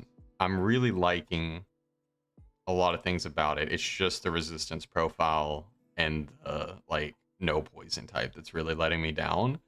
If this team got a poison type and something to help it resist fairy, this team would instantly, I'm clicking all over the place, this team would instantly go to either A- or A, in my opinion. All right, next up we have the Blue Ridge Dragonairs, coached by Riwi-chan, or Chan, one of those. Also, I'm originally from, like, the Blue Ridge Mountain area, so it's always cool to see people reference. I know Blue Ridge is a big place, but it's pretty cool to see. Just side note. Anyway, onto the team. I am so unbelievably impressed by this team, and the fact that you are able to get all 6 of these Pokemon on one team is kind of ridiculous, I'm going to be honest. I was looking for longer than average to point out things that I think are to be critical about. This team is unbelievably good. I'm gonna start with, like, this is better than something I could draft in terms of just viability, everything having its role, filling the roles properly. I don't know that, you know, I'm not saying every type needs to be covered, but the fact that you do have every type covered is pretty cool, while also having duplicate types where it makes sense. Things like Tentacruel and Samurott together do very different things, even though they're both water types. And then you also have Samurott and Zarude as dark, but Zarude is more of, like, your win condition in most games, and as a Terra Cap, where Samurott is more like utility, set up spikes and go down early, or be more like a, I mean, even like an AV pivot. So they definitely have their own roles to fill, and grass and water just give very different coverage anyway. I mean, I don't know. If I had a couple of issues, which are not many, I'm gonna talk more positive on the team, but just some things to point out. Garchomp is your only rocker. Wait, I don't think this is true, is it? Avalugg, I feel like this Avalugg gets rocks. Maybe I'm crazy. Maybe the dock is not accurate. Maybe it maybe it doesn't, because it is showing up for Rapid Spin. So maybe this Avalugg randomly doesn't get Stealth Rock.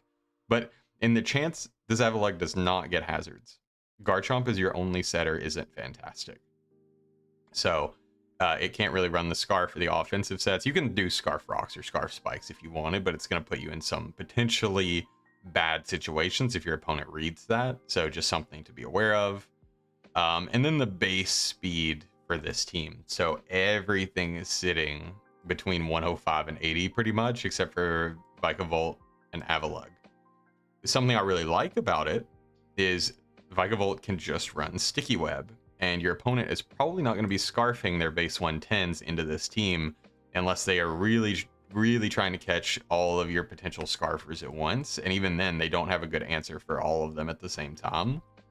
So I would say Sticky Web help that as much as you can, but I would still love to see a base 115, base 130, as opposed to maybe something in here. Not positive there, though. I think Avalugg is probably the most droppable mon here, because Tentacruel as your only removal is totally fine, because it's going to find itself on a lot of teams anyway. So I don't really mind Tentacruel being the only removal and Avalugg being replaced by... I don't know if there's a perfect thing that costs the same as Avalugg Hisui and is like 110, 115 speed with hazards. But if that thing did exist, it would be amazing here. That would make this team S, in my opinion. Those are the really only two things that stand out to me. You know, slight fairy weakness, but who doesn't have one of those? Slight rock weakness, who doesn't have one of those? Suppose the ground weakness is a little rougher here than it may appear. I know two of them are your low tiers, but Tentacruel and Golden Go are both checked by ground moves. And then if Zarude and Squawkabilly Terra, suddenly they don't resist or are immune anymore. So that leaves you a little bit lacking with ground type switch-ins. You're really like leaning on Vikavolt, which is never really a great thing.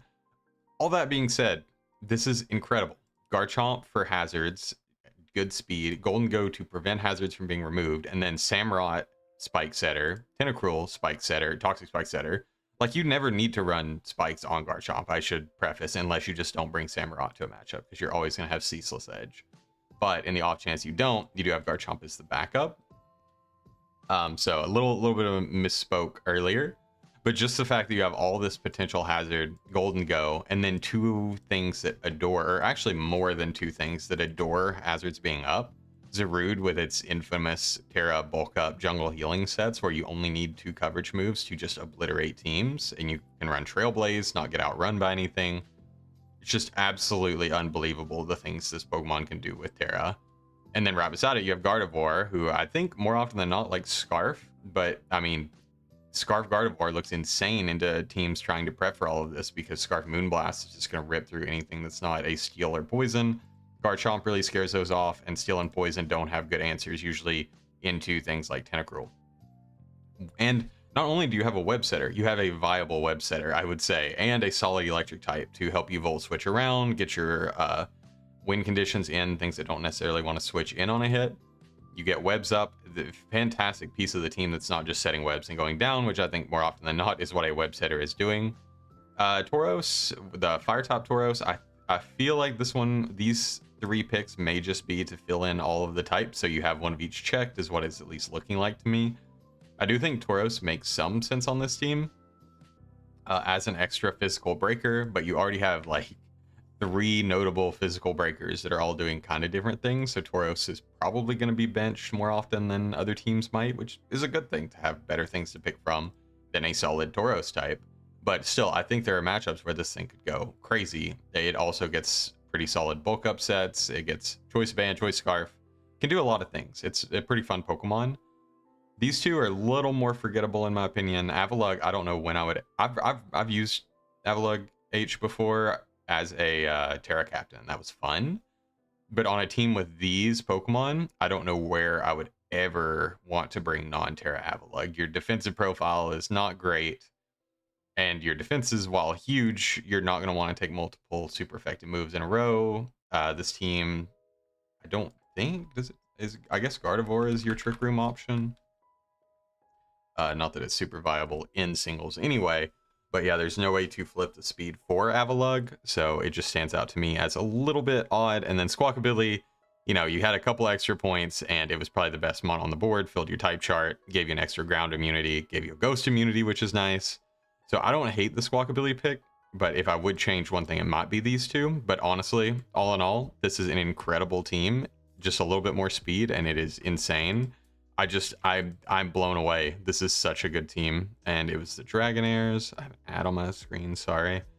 I'm putting it up here.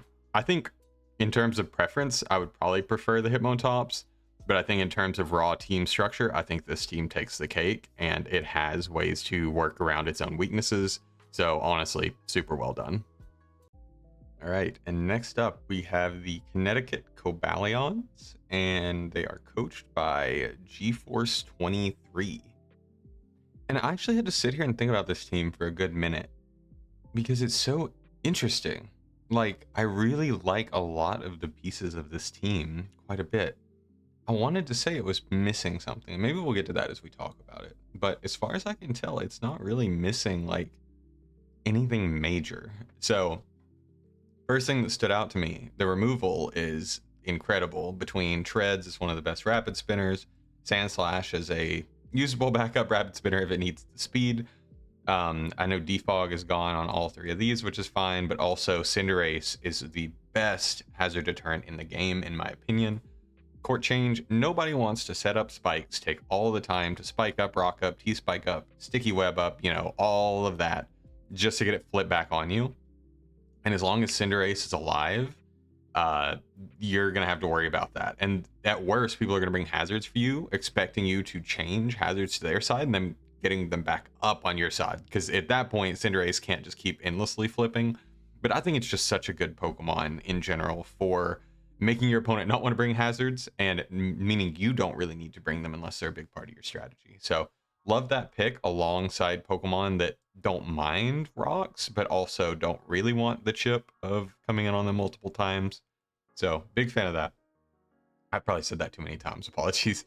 The Terra Caps are super cool on this team. I think there's a lot of potential here. I think Como-O, one of the things that limits it the most is that fairy weakness, and its weaknesses in general really make it difficult for it to set up because it does have to tank its own health or just Dragon Dance. But regardless, it struggles to get set up in the face of solid bulky fairies. So Terra Steel, Terra Poison, even Terra Fire is just going to make its life a lot easier. That way you don't have to rely on bulletproof versus soundproof to resist certain attacks. And you can actually use these to your advantage once you terrestrialize. So you could be immune to shadow balls and become a ghost, and your opponent doesn't have a physical ghost. So suddenly you are super set against that and can set up in its face. So really big fan of that. Superior always hurts for coverage. So the fact that it can terrestrialize is great. I know people like the Terra Stellar set. I'm not sold that Terra Stellar is good even on contrary mons, but in certain matchups you can really boost up. You don't need to rely on Leaf Storm, and it is just base neutral coverage, so that's not bad, but you do need quite a few boosts because Superior is pretty weak before it gets going. And then Sandslash also really likes the Terra because it's double weak to fighting and fire. So being able to get out of that and at least reduce its weaknesses, it probably still wants to keep a stab typing or go like Terra Ground to boost its earthquakes, or, you know, have some kind of additional coverage. I know Terra Grass is a relatively popular one, maybe Terra Water if you're more defensive. Regardless though, I looked at this at first and I was like, there's no snow on this team, and that's all Slowking, and that's such a good combo. Sandslash does unfortunately lack a little bit of damage. Base 100 is not what it used to be, but with Terra, I think that actually does help a lot. And obviously it's not coming to every game because, you know, this top section is really solid by itself.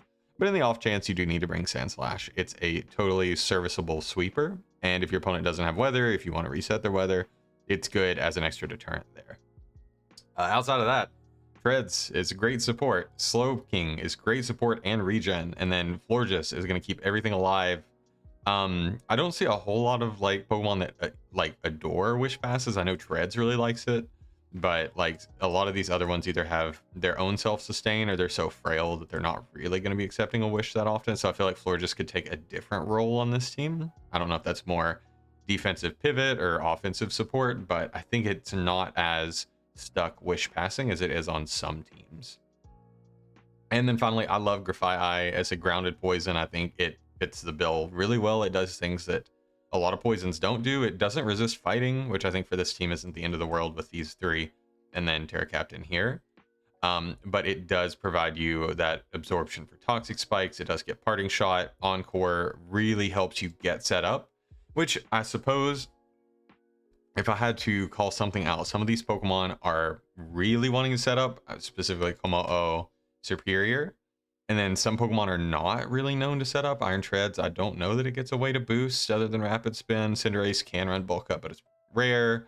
Slowking Calm Minds, but it's not super common. And then, I mean, Thundy and Florges, you know, Calm Mind and Nasty Plot is definitely an option, or even Bulk Up. But I don't know. I think it's enough. It's enough for Grafai to facilitate setup, I think, and be really useful for the team. This is one of my favorite poisons. Probably my favorite poison of this generation, honestly. So probably a little bit biased, but I think it really fits well on the team. Looking at other moves and such, you've got some okay pivoting, mostly reliant on Cinderace, maybe Treads, and then Thundy to do most of your pivoting. Good mix of Encore. Not a whole lot of Psychic utility, but you can run Screen Serp 1 week if your opponent's got really good Grass Resist and you don't want to burn Terra on it. Like, that's always an option because it's fast enough to get screens up. Type weaknesses, you're really solid, honestly. No, the ground is just the ever-present, like, annoying type.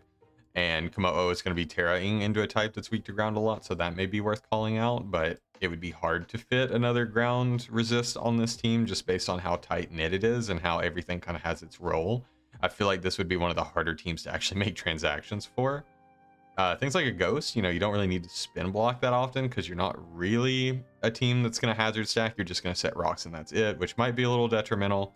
But at the end of the day, this team is not made to set hazards. It's made to keep hazards off the field for both sides to take advantage of that. So all in all, I'm a big fan. No dark type is a little bit rough. There are a lot of Pokemon here that like dark coverage. I know Grafai runs Knock, Slash can run Knock. You know, we see all the Knock users here. Actually, it's kind of crazy. Thundy can run Dark Pulse. But at the end of the day, not having a dark type is going to make you potentially a little weaker to opposing Prankster Mons, and you're not really ever going to run Terra Dark, so just something to watch out for there. Opposing Prankster is going to be a little more annoying than average into you, I think. Overall, though, I'm a believer in this team. I keep going to the wrong tier list. Apologies. I think this team is actually really, really good. Would I put it as far up as it's S tier? I think for now, just for the sake of like keeping things a little more spread out, I'm going to put it in A, but I will say it's like on the precipice of A to A+. I'm a big fan of what you've got going on here. I think all these pieces have their place. I guess if I had one complaint, these are a bit limited in scope. All of these Pokemon kind of do one thing. We did talk about a few of the off cases, like Screen Superior setup on some of the mons that don't typically set up, but I think you're really going to be pressed to run Komo-o as a win con every week, so it's not going to be running a lot of like support utility type sets. You can, but I don't know what's really taking advantage of that support. It's not like Thundy or Serp, because Cinderace is just like an offensive pivot. So I guess that's one thing, is all of these guys kind of do their thing, and when you load up against your opponent, they see you didn't bring this, this, and this, for example, then they know pretty much exactly what these 5 and Sand Slash are going to do, so they have a better idea of how to work around your team. That being said, if you can get creative with Pokemon like this, then you're a real gamer. You're a real Pokemon player, and so I would love to see it. I think this team has a great chance of doing great things. Okay, and next up we have the Snowpoint Capybaras, coached by Forest02. And this is a strong team, I'll be honest. There's a lot of power here. I'm noticing a little something going on toward the end of the draft. We'll get to that. But first thing to call out, Palafin. Very good round 1 pick. Very good with the water spam, but you definitely want to pick up things on your team that deal with like bulky water types, and other like bulky grasses are going to be a big issue for you because Palafin is so oppressive to teams. He's forcing a lot of bulky competition.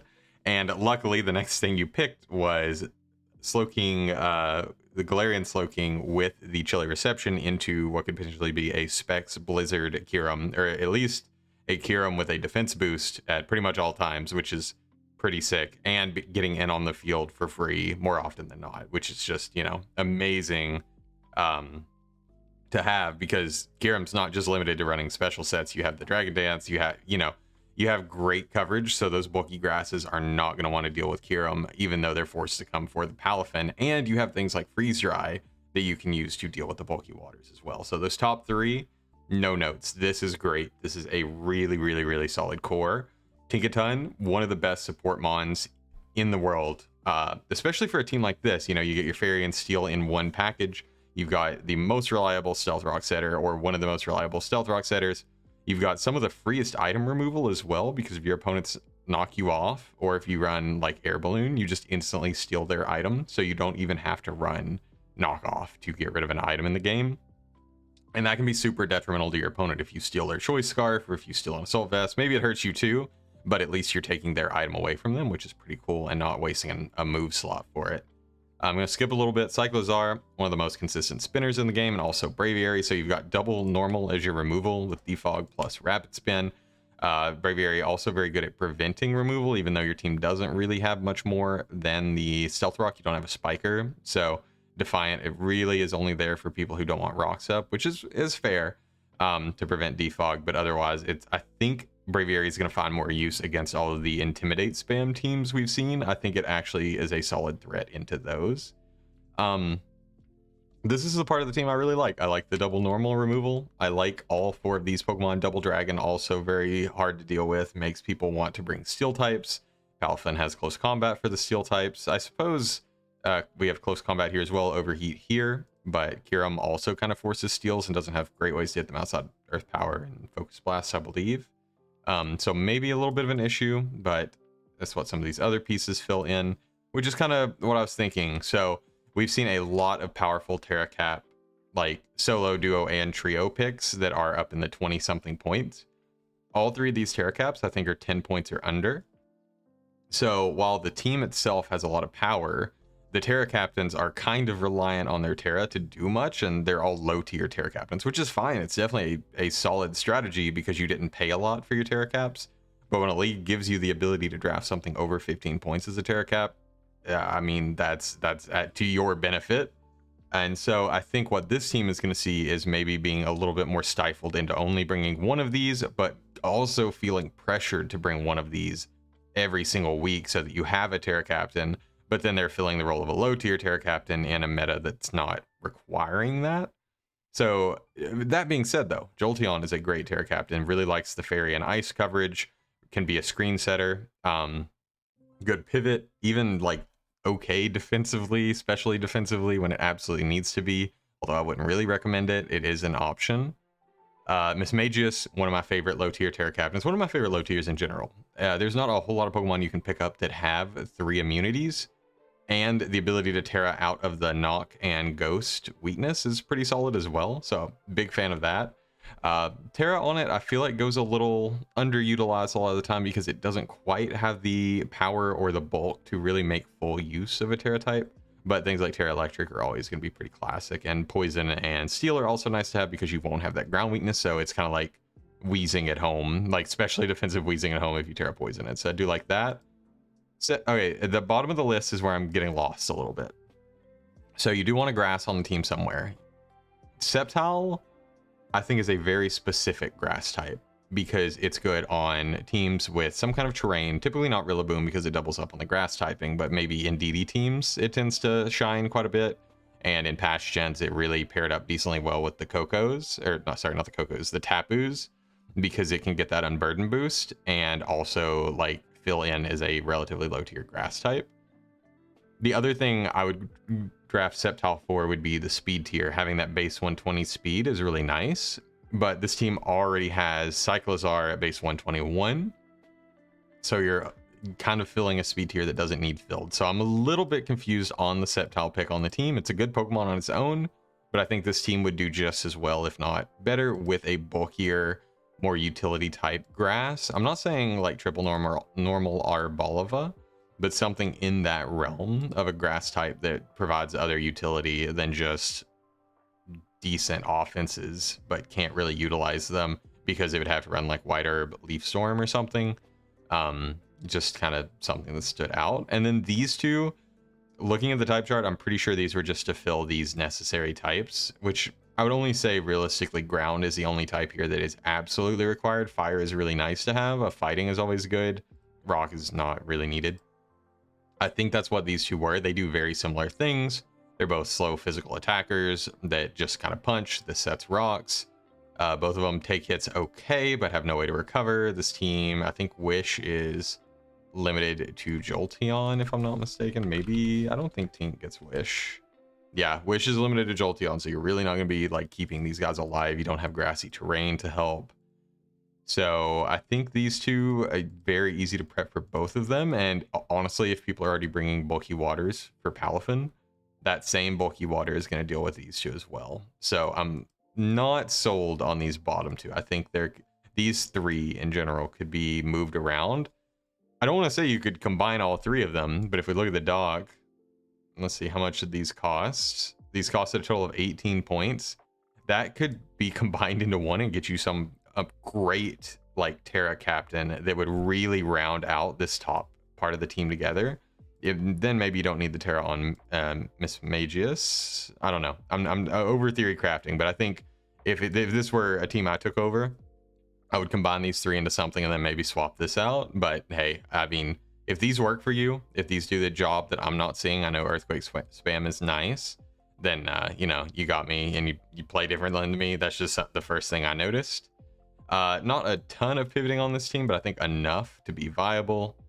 A decent amount of Pokemon, well, really it's just gonna be Tink and maybe Cyclizar knocking.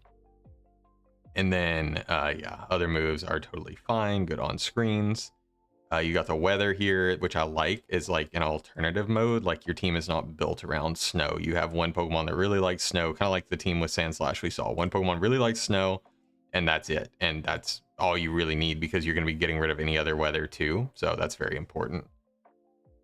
Speed tiers look pretty good, pretty fast, I would say. Like I said, Sceptile, not really necessary in this lineup, but you know, it's not a horrible thing to have too much speed. Is never too bad unless you go against a hard Trick Room team, but those don't really exist in singles. Ice weakness is pretty fair. I think relying on Palafin as a switch in is not reliable, so it's really just Tink that's going to be tanking your ice moves. Once again, most teams don't like going against Mamoswine, but this team would really hate going against it.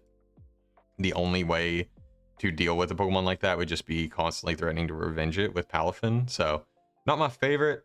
And then things like, you know, your fairy not resisting fighting makes fighting a little scarier into your team.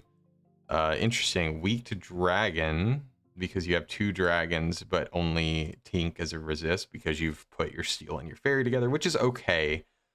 Just be aware that people are probably going to be more likely to run banded dragon moves because they only need to slap on dragon move and earthquake or earth power, and they're going to be able to do a lot of damage to your team. Otherwise, though, types look fine. I think, you know, not all of these were super necessary. The team didn't super need them. But at the end of the day, it's not bad to have more types.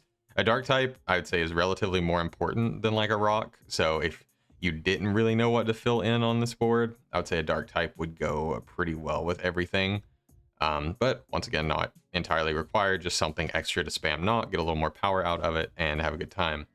And then last thing about the team, I would say you're going to be bringing these four most weeks. You're going to be bringing one of your removals most weeks, I would hope. And then you're going to want one of the 3 Terra Captains. So that's already 6 Pokemon. So I think what you'll see is a lot of these 4 getting spammed along with Jolteon and Braviary one week, and then Cyclizar, Miss Magius the other week. So you're not going to see a whole lot of flexibility in these little ones either way. So that's another point just in my mind about like upgrading all of these into one, but I don't know why I'm so stuck on this one very specific example. At the end of the day, I think the top half of the team definitely gives it a lot of points, a little bit off the rails at the end, but I still think that's enough to earn it a B. I think I would put it here, yeah, between the Hawluchas and the Real Mawile. I think it's a pretty good spot for it.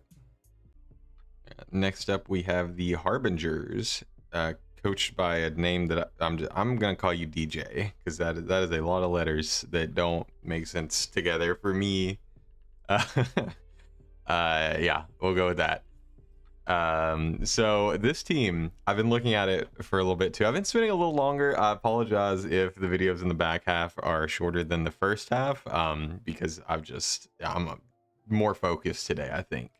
So looking at this team, first thing I gotta say, I love the Terra captains. I think Torn T as a round 1 Terra pick is huge. I just recently got done with a tour using Terra Torn T, and I would have never drafted it myself because I hate inaccurate moves, and it's reliant on Hurricane, Bleak Wind, Focus Blast, and Heat Wave. It's like its main coverage, so I usually don't use it, but Terra really helps it out. You can run Terra Blast Flying if you're really scared of missing, but also you have a lot of solid options otherwise. Should be really good defensively, offensively. You have that regenerator, so really Torn can fit anything your team needs it to do. I think it's always a valid first pick, at least in Gen 9. Maybe by Gen 15 it won't be as good, but right now I think it's super solid. Sandy Shock's also a Pokemon that I think is super hard countered by certain types. Those types being like a ground and grass. Grass is the big one that I just naturally resist dual stab, so that makes it really hard for grass type or to deal with grass types. You also have a Rotom on your team, notorious for losing to grass types, and a Serena, who can't really hurt grass types other than like Triple Axel. So at first I was looking at it and I was like, wow, this team really struggles to grass, but you do have the Torn, you have Quillfish technically, and the most important thing is Sandy Shock's can Terra. I think 9 times out of 10 you're probably going to be like Fire Terra or Flying Terra. Maybe even at some point a Bug Terra works, but I think Fire and Flying are going to be bread and butter. Could technically run Rock Terra with Power Gem, I suppose, if you didn't want to commit to the Terra and wanted to have Torn as an option as well. But Rock Terra is pretty rough defensively, so maybe not, but you never know. Overall, though, I do really like it. I really like the Sandy Shocks as a hazard stacker, potentially as a screen setter, potentially, but also as just a bulky attacker, because Sandy Shocks is surprisingly like decently bulky, especially if you invest in it. So I know people tend to run 252, 252, but it's just a really good all-arounder, and Terra just expands on that. Outside of that, you've got some really strong physical power between the Urshifu single with the big dark and fighting type moves. You've got Metagross, who typically physical attacker, can set up either way. Really likes the weakness policy agility sets in my experience, but also gets fun things like Iron Defense Body Press, if I'm not mistaken. I think it gets Body Press. Yeah. Sorry, I recently had a Pokemon I was looking at that didn't, and I can't remember what it was, but I don't think it was Metagross. Also can run Special and catch people off guard, so I do like that a lot. Clefable as kind of a catch-all defensive sponge to help take hits, be unaware, not care about certain moves. Your team is not at all weak really to poison or steel outside of Clef, which is always a good thing. Makes people have to run coverage for this that they wouldn't otherwise run, which is always a good thing in draft. Urshifu also, I think something I've noticed a few times, always pick your counters. Clef is one of the best possible counters to Urshi, so just picking up Clef means no one else can use it against you, which is always funny. Serena as your removal is totally fine, because I think, yeah, you don't have defog, so you're fully dependent on Serena for removal. That's okay, but that does mean Serena is going to come to a lot more games than you may want it to, because I could see these top 6 being the Pokemon you want to bring like to half of your games, but you're going to have to drop whichever one doesn't make sense for the Serena. Quillfish is here. All 3 of the Quills are great. This is probably my favorite of the 3 because it is bulky with Eviolite, doesn't have to run Eviolite, doesn't cost very much, and has the spikes and T-spikes. So this team, to me, I mean, not even talking about Smeargle, just screams hazards. Like, you have so many good options for hazards between rocks on meta, rock spikes, spikes and toxic spikes, and then Smeargle has the world of options, but typically you see it run as like a web setter or otherwise some kind of hazard setter if it's not running more creative sets. So all that being said, you have all of these options to set hazards, and there's no ghost on the team. And we've seen a lot of these teams that only have, similar to this team, only have a rapid spinner. They don't have defog. So all you need is a ghost that deals with some of the opposing rapid spin teams, and you can stack hazards to your heart's delight and get that ghost in to prevent like hazards from going up. And I know you could just run Terra Ghost Torn, Terra Ghost Sandy Shocks, and that would be totally fine. But I think both of them want to do other things. Both of them really want to take advantage of, for Sandy Shocks, just getting coverage. For Torn, it's just to be flexible, and always being Terra Ghost is going to make it kind of the opposite. So I think if you're going to commit this hard to entry hazards, you might as well just commit all the way and get something that can block rapid spin as well. You do have decent knock potential between 4 Pokemon. I don't really see Clef running it that often, but Torn, like, relatively often is going to have it. Your Dark type doesn't get it, but that's okay. because meta also gets it in Serena, who's going to be showing up to games, so I might as well do something useful, right? So overall, I like that. I would almost say these two are competing a bit. I know Quillfish has a much better defensive profile, but these two are both just kind of here to set hazards when you really need them. Quillfish to be a defensive switch into certain things because Urshi is not a defensive dark type, so I do like the dual darks there, and I like the grounded poison, of course. So I'm wondering if this is not like the best team for Smeargle, and I don't like to say that because I am a big Smeargle believer, but I'm not really seeing the value in a lot of the things Smeargle brings, because like with webs, sure, you outspeed things a little better. The team is a bit slow outside of Tornadus. Webs Urshifu is really nice, but I'm wondering if just a bug would have been better here. And maybe not. Maybe Smeargle is definitely the best to pick up just because of the breadth of things it can do. But this team doesn't really have a whole lot of setup now that I'm looking at it. You have a few things. Nasty Plot, you've got the weakness policy, or she can set up. But yeah, outside of that, I'm just not too sure. Which is also fine, because I think this team has a lot of just strong breaking potential, but it does like the ability to set up. So I think you might have to get a little creative with that.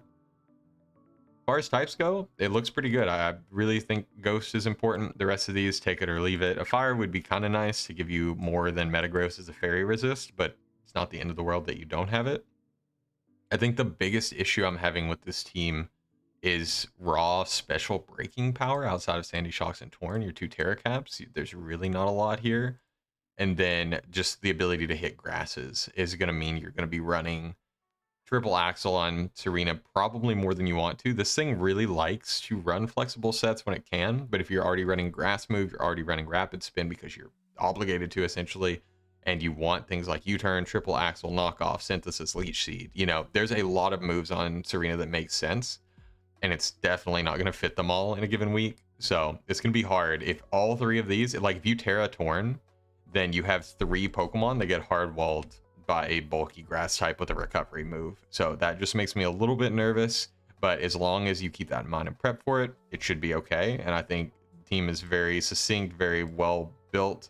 At least I would say I really like top 3. I really like these 3. I think these make a coherent team. Rotom is just a little bit redundant with Sandy, and it's a little less interesting than Sandy to me. And then I think Quill is a totally serviceable hazard setter and probably fits this team really well, but Smeargle, I'm not seeing it, unfortunately. So with that, I would take this team.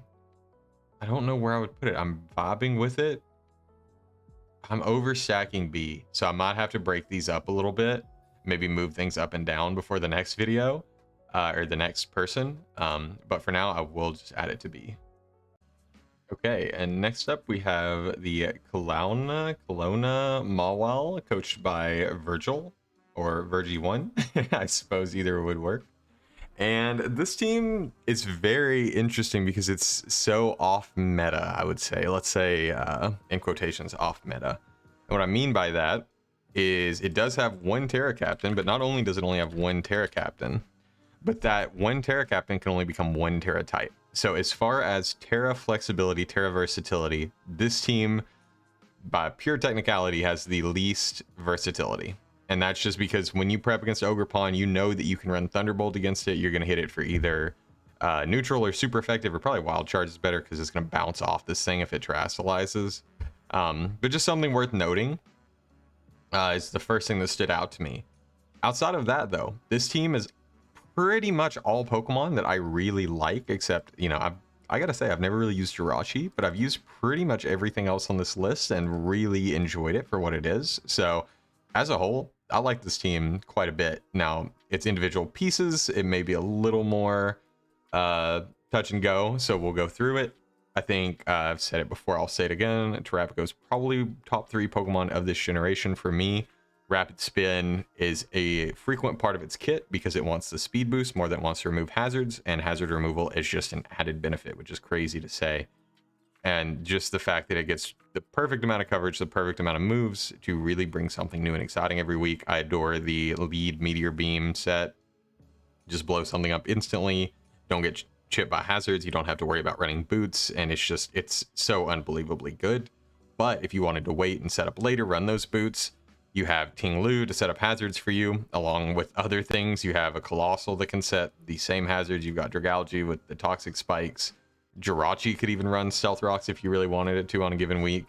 So just the fact that you have all these hazards is fantastic. But once again, I'm looking at a team that has a fantastic hazard profile and no ghost type. So that means if your opponent brings Rapid Spin, that spinner can just switch in on Ting Lu, assuming it's not weak to Earthquake, and just get rid of those hazards, and all your hard work's done for. I'm thinking specifically of the Great Tusk team. Like, you can't bring hazard stack Ting Lu against the Tusk team because you're just gonna get spun on. You have no way to even terrasilize into a ghost, so it just makes it difficult. And kind of is not super synergistic with the kind of team that this is, I feel, because Ogerpon loves having those hazards up. It's so unbelievably strong with that Terra Water. It just blows things up with Ivy Cudgel. If it doesn't one-shot you, it has a pretty good chance of critting you and blowing you up anyway. So like, Ogerpon is unbelievable as a Pokemon. I love Cornerstone. I need to use Wellspring and Hearth Flame more, but I think they're just such good Pokemon. Even though they're item locked, just the extra damage they get is so strong. And while this thing is very walled by grass and Terra Grass, you do have Talonflame, you do have Dragalge to threaten them. You technically have Colossal. Terrapagos probably going to have Ice Beam on its regular kit if they're quad weak, but if not, Starstorm probably does the same damage. But Ting Lu also doesn't really like the grasses. Jirachi doesn't have a great way to deal with grasses, so, and then Iron Hands also doesn't like them. Whimsicott kind of neutral against them. So I would say if there's one thing, all 5 of these kind of struggle into grass types, so just be aware that you're really going to have to rely on Talonflame, like staying alive, or Dragalge staying healthy to help you combat those. Outside of that, though, Talonflame also very good removal, although unfortunately you already have 2 really good spinners, so Talonflame's role as removal here is not super necessary. It is nice with the speed tier, though. I really like the prospect of it running more offensive on a team like this. You'll see a band more, or just boots with Flare Blitz, Brave Bird, and U-Turn like a decent amount. And I think that could go really well. Run Adamant when you can, because we did see some slow teams, and I think Talonflame can do a lot. Iron Hands and Ting Lu kind of fit the same bill for me, where they're both just, you do the calc with your offensive Pokemon and you're just sad because you're not two-shotting either of these a lot of the time, even sometimes with non-stab super effective coverage, and it's just really frustrating to try to deal with them. Iron Hands specifically, because it's so bulky and gets things like Drain Punch and Sword Stance, it's just ridiculous. I know a lot of people like AV on it, but I think Booster Energy is a super valid item. I won a championship with Sword Stance Quick Claw, and I don't know that Quick Claw is allowed in here, but that is always an option, and a very funny one at that.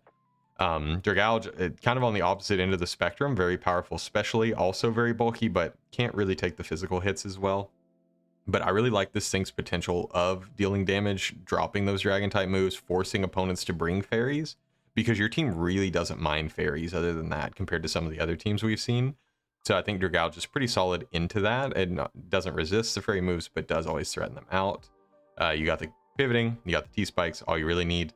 And then Colossal is kind of just like a worse version of some of your other Pokemon put together. It's kind of like if you take Talonflame, Ting Lu, and Terrapagos, give the hazards, the spin, and the fire topping of the 3, and then throw them all into one Pokemon. So if you need those pieces, but don't want to bring those Pokemon in those like roles, then Colossal's here. I do wish you had 1 additional point. I don't think you do. Unfortunately not. If you had 1 additional point, Colossal would make a fantastic secondary Terra Captain, because carrying it into something like a water type makes it way more threatening, because suddenly Terra Colossal Iron Defense Body Press is a real set that's not just quad weak to water and ground, and it can actually do things. So if you ever made transactions onto this team, I don't know how you feel about your draft and how you feel about these specific mons, but if you ever do shake things up, I would try to save 1 additional point if you wanted to keep Colossal, and just go ahead and upgrade it to a Terra Captain, because I think your team would really appreciate the type flexibility, and Colossal is hitting way above its weight class when it is able to terrasilize. Outside of that, speed tiers are very good until we hit this jump from Terrapagos to Iron Hands, which is kind of a crazy jump. I know it's not always necessary to fill in this, but you're going to see your opponents with base 80, base 70 speed Pokemon running so much bulk. that like it's going to be annoying. So that's just something to keep in mind. Although this isn't the worst gap in speed tiers I've ever seen, and I think it's totally fine. You've got good utility. Your knockoff is a little bit worse for wear because Ogerpon rarely fits it, and you know Whimsy's not doing any damage with it, so your item removal is not going to be fantastic. So that means you're going to have to deal with more rocky helmets that could potentially break the Terra Shell on Terapagos if you're spinning. Rocky Helmet can punish Ogerpon that using a contact move. It can punish Jirachi a lot, Talonflame a lot, Iron Hands a lot. So that's something that just catches me, as if I was playing against you, I would probably try to bring one, if not two, Rocky Helmets to just help me chip things down, probably on my grass type at that. So something that I noticed there. Ice and ground, you know, kind of the common things to be weak to, so no big knocks there. And you actually have a very solid resistance profile outside of that. You know, you're resisting most types, which is pretty valuable, and especially on a team with only one steel type, I think that's really effective. You've got very impressive bulky profile between like Ogre, like you have offensive bulk, I would say. Like these 4 Pokemon plus Terapagos before its shell gets broken, and Jirachi. Let's even give Jirachi a shout out. All of these can take hits while also being super annoying and dealing damage back. So I like that a lot. And yeah, if this team had a Ghost, I think it would easily be in that S- A+ tier. I think a Ghost would make all the difference. And I don't know what I would get rid of for that personally. Maybe Whimsicott, even though, you know, Mimikyu doesn't really make sense if you wanted to refill the fairy slot. Somewhere I think a Ghost would help you just so much and make this team really round out well. But without it, I think it's still a very solid team. I keep going to the wrong tier list. This was the Mawiles. I'm going to put you solidly in A- still, even with the fact that there's no Ghost on Hazard Stack. I think the team looks like it's going to function really well and be an absolute nightmare to prep for outside of bringing a bulky grass. But as long as you prep for it, it's going to be no issue for you, and I see this team going a long way. All right, we're on the home stretch. We have the Indiana Eiscues, coached by Vero. And wow, it's the first thing I have to say. This is a super interesting team with a lot of pieces that I feel like either don't go drafted or they end up getting underutilized. So I'm super excited to see if this team can do all the things that it has the potential to do, if that makes sense. So looking at it, I see a Torkoal, which I always go and look at, and I'm like, okay, where's the sun? And this team is pretty unconventional in that regard. We don't really have like sun abusers here. We have Raging Bolt that gets photosynthesis, and that's, oh well, we technically have a Sawsbuck. I didn't even look at that the first time around. The Sawsbuck is a chlorophyll user. It certainly does do that. Base 100 attack. It's kind of similar to Alolan Sandslash, where it misses out on some pretty important KOs even at +2. So +2 life orb, but then, you know, you need a turn to set up. And not to mention, Sawsbuck is very much competing for space on the team with Ogerpon here, who really doesn't appreciate the sun, as well as Ribombee doesn't really like it, and Skarmory. So little at odds with yourself. I feel like sun on this team is more of a bring it and it's a mode, or don't bring it and just leave it at home. And that way Ribombee and Ogre and Skarmory worry a little less about random non-step fire coverage, but I might be mistaken there. What I will say though, Terra Raging Bolt in the sun has 0 checks, 0 switch-ins, 0 counters. Like, this thing is unbelievable. Okay, maybe Blissey would be a counter, but other than Blissey, it is incredibly strong with that booster, with whatever item you want on it. It's going to be great. It's fantastic. And then Meloetta also as a Terra Captain is very cool. I think it's another Pokemon that goes very much under the radar, but is absolutely one of my favorites. And the fact that you can run like Pirouette form and go Relic Song and then Terra, like Terra Normal, Terra Fighting, or even give yourself some coverage on the physical side would be pretty cool to see. I don't know that that set will ever make it, but having that extra 128 base speed Pokemon could be pretty sick. Otherwise, though, Meloetta is a really good Spadef Mon. It's a lot of useful tools with a Choice Scarf or with an Assault Vest to trick items away, but can also like take advantage of this team. Things like webs are really good for it. I don't know that it gets Weather Ball, and I don't know that Weather Ball is on this document. Okay, it is. Okay, it doesn't get Weather Ball, which is totally okay. It doesn't really need it, but it does get decent coverage. I guess it doesn't have as much synergy with Sun as I would like, but it's not bad. And I think it really fits as a pivot, as a useful defensive pivot pretty well. Similarly, Skarmory and Annihilate have a lot of synergy, not even just Skarmory, but this team has actually a really solid hazard profile, because I think, yeah, all three of these get spikes. You've got toxic spikes in the Skuntank and webs in the Rabombi. And you have one of the best removal answers in the game with a Pokemon that is both a Ghost type and Defiant. Second, maybe only to Golden Go, although Annihilate checks some Rapid Spinners better than Golden Go. Things like Great Tusk and Iron Treads don't really want to deal with Annihilate, where they don't mind just clicking EQ or Headlong Rush onto Golden Go. So big points there for actually drafting Hazard Stack with a hazard removal blocker. So that's huge. Gastrodon, really good, bulky as well, kind of fits well with the Skarmory. They can kind of play off each other, although Gastrodon will be taking more of a Spadef role, just looking at this team and all of the physical defense you have. Meloetta is really the only Spadef mon, and without recovery, it's going to get worn down, and I always move this last slot around, but I don't believe, yeah, there's no Wish Passer, so no way to get your health back up, and you have several Pokemon on this team. Actually, you've got some good recovery now that I'm looking at it. Recover, Synthesis, Roost, Bulk Up, Drain Punch and Rest. So really it's Raging Bolt, Torkoal, and Meloetta that get chipped down with no real way to get their health back up, but I think that's not the end of the world. So I do like that pretty well. Speed tiers are nice. Topping at 120 is good. This is a bit of a large gap between 110 and 95, and the 95 is a Sawsbuck, so really we're looking at 110 versus 90, which is quite a range. Things at 105 are not going to need to run plus speed natures, so that's a little bit of a concern. But I think at the end of the day, it could be worse, although this is a pretty crowded speed tier. So you're going to be kind of pressured to bring Ogerpon and bring speed boosting Ogerpon, and then it's limited in what it can do. Ogerpon is a Pokemon that I thought I would like a lot, but I've ended up liking its other forms better. Just because it really appreciates that secondary stab with Ivy Cudgel. Just having only Grass Stab makes it really fight for what it actually wants to do, because Horn Leech gives it health back. Ivy Cudgel, signature move, big crits, big damage, but also you have Wood Hammer to do even more damage than that. And there's other options out there too, like Power Whip if you don't want the recoil. You've got Seed Bomb if that was ever relevant. I guess that's not relevant with Ivy Cudgel, but on other ones maybe. But after all that, you've got to make room for U-Turn, Knockoff, Substitute, Leech Seed. You have that item flexibility, but lacking that secondary stab definitely makes it, I would say, a more difficult Pokemon to use, but more rewarding if you can make it work. Looking at weaknesses, Fire, yeah, like I was saying, Fire is a bit of an issue, and you're only boosting it with one of your resistant Torkoal. So I could almost see, with Torkoal being your only Rapid Spinner, maybe your only removal. I can't remember, maybe Scarm still gets Defog. I could definitely see an issue of you needing to bring a White Smoke or a Shell Armor Torkoal, just so you can spin without the detriment to your other Pokemon if you aren't really relying on Sun for Raging Bolt, because otherwise those fire coverage moves are going to be really annoying.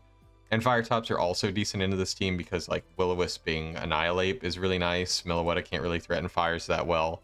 So I just think be very careful, because your only way to really punish fire types is with Gastrodon. And if they're running Energy Ball or, even Solar Beam, then it's going to be a really bad time. Outside of that, Ice is pretty normal. One Ice resistant Torkoal is a little rough, but you have speed, so you're going to punish any stab Ice and be able to deal with non-stab Ice decently well with things like Meloetta and Skarmory. And then flying types, yeah, you've got okay defensive capabilities into flyings. Once Raging Bolt tears, it's only Skarmory.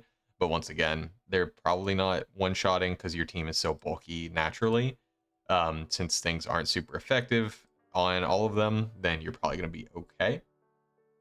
Overall, I would say this team is pretty solid. I just think Torkoal is kind of throwing me for a loop. I feel like this could be a different removal mon.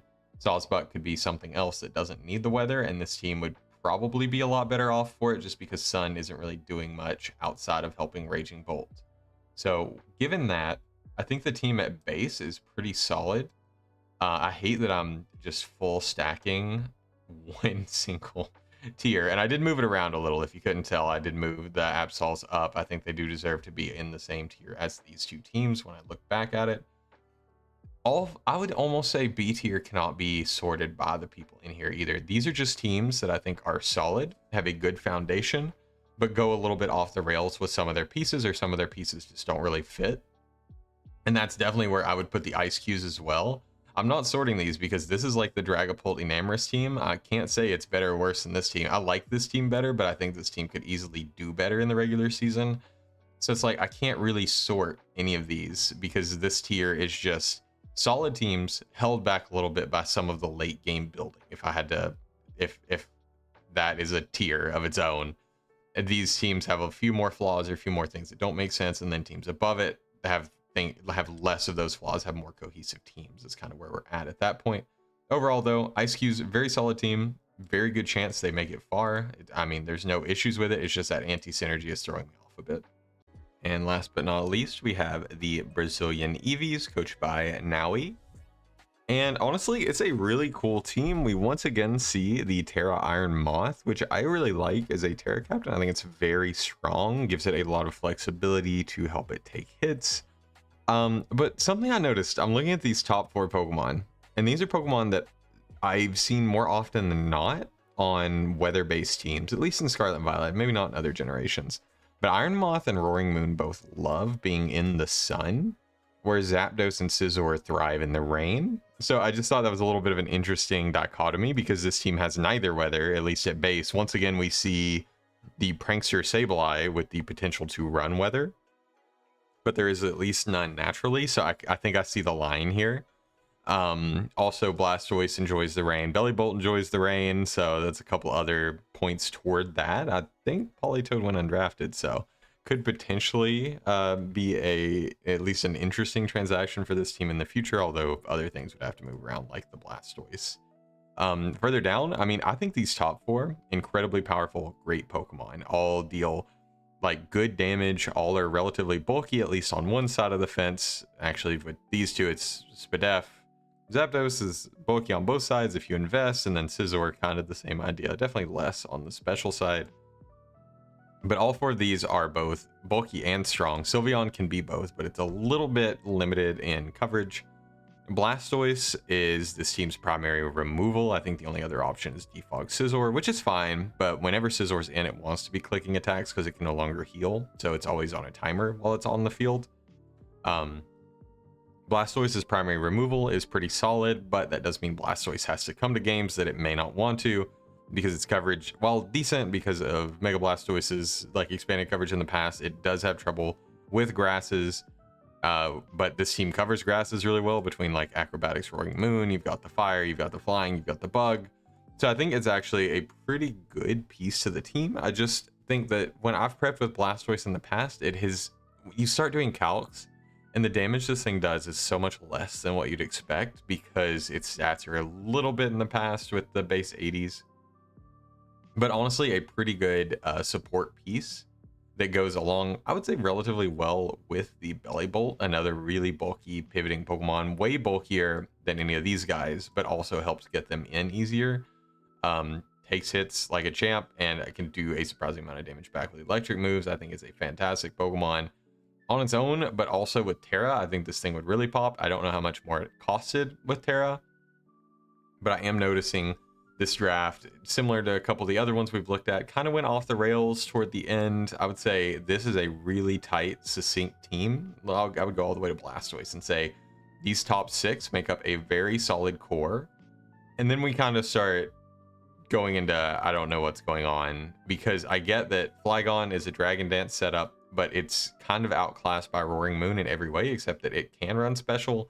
But Flygon without Terra running special is a little bit sad. Like, you can run like Boom Burst, Throat Spray, and have your dual stab Draco Earth Power, but at the end of the day, you're not going to be breaking anything, especially when opponents are bringing especially defensive Pokemon that aren't only dealing with Bellibolt, Blastoise, that are not only dealing with Zapdos, but they're also dealing with taking hits from an Iron Moth. So I just think, unless it's the fire type, the Flygon really doesn't hold a candle to these other attackers in either regard. So I think it's a bit odd on this team. I understand it's a ground immunity, to go along with Earthworm, the double ground immunes that kind of help facilitate Belly Bolt and your bug type not being like resistant to ground, and then Iron Moth, of course. But Iron Moth can just Terra.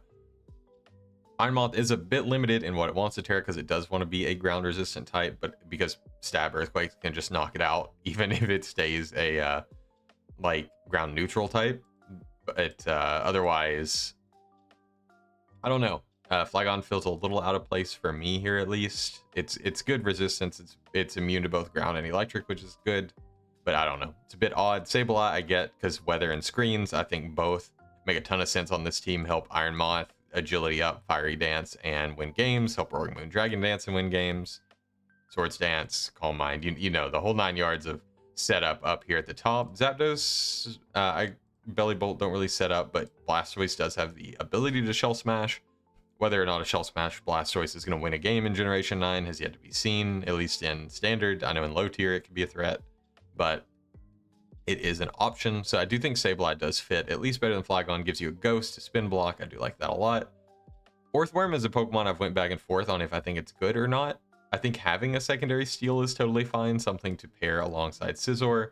You desperately needed something to set hazards because this whole top half, or this whole top part, doesn't really set hazards other than Rock's Flygon. So I do think in that regard, Earthworm is pretty good here as a spiker, as a ground immune.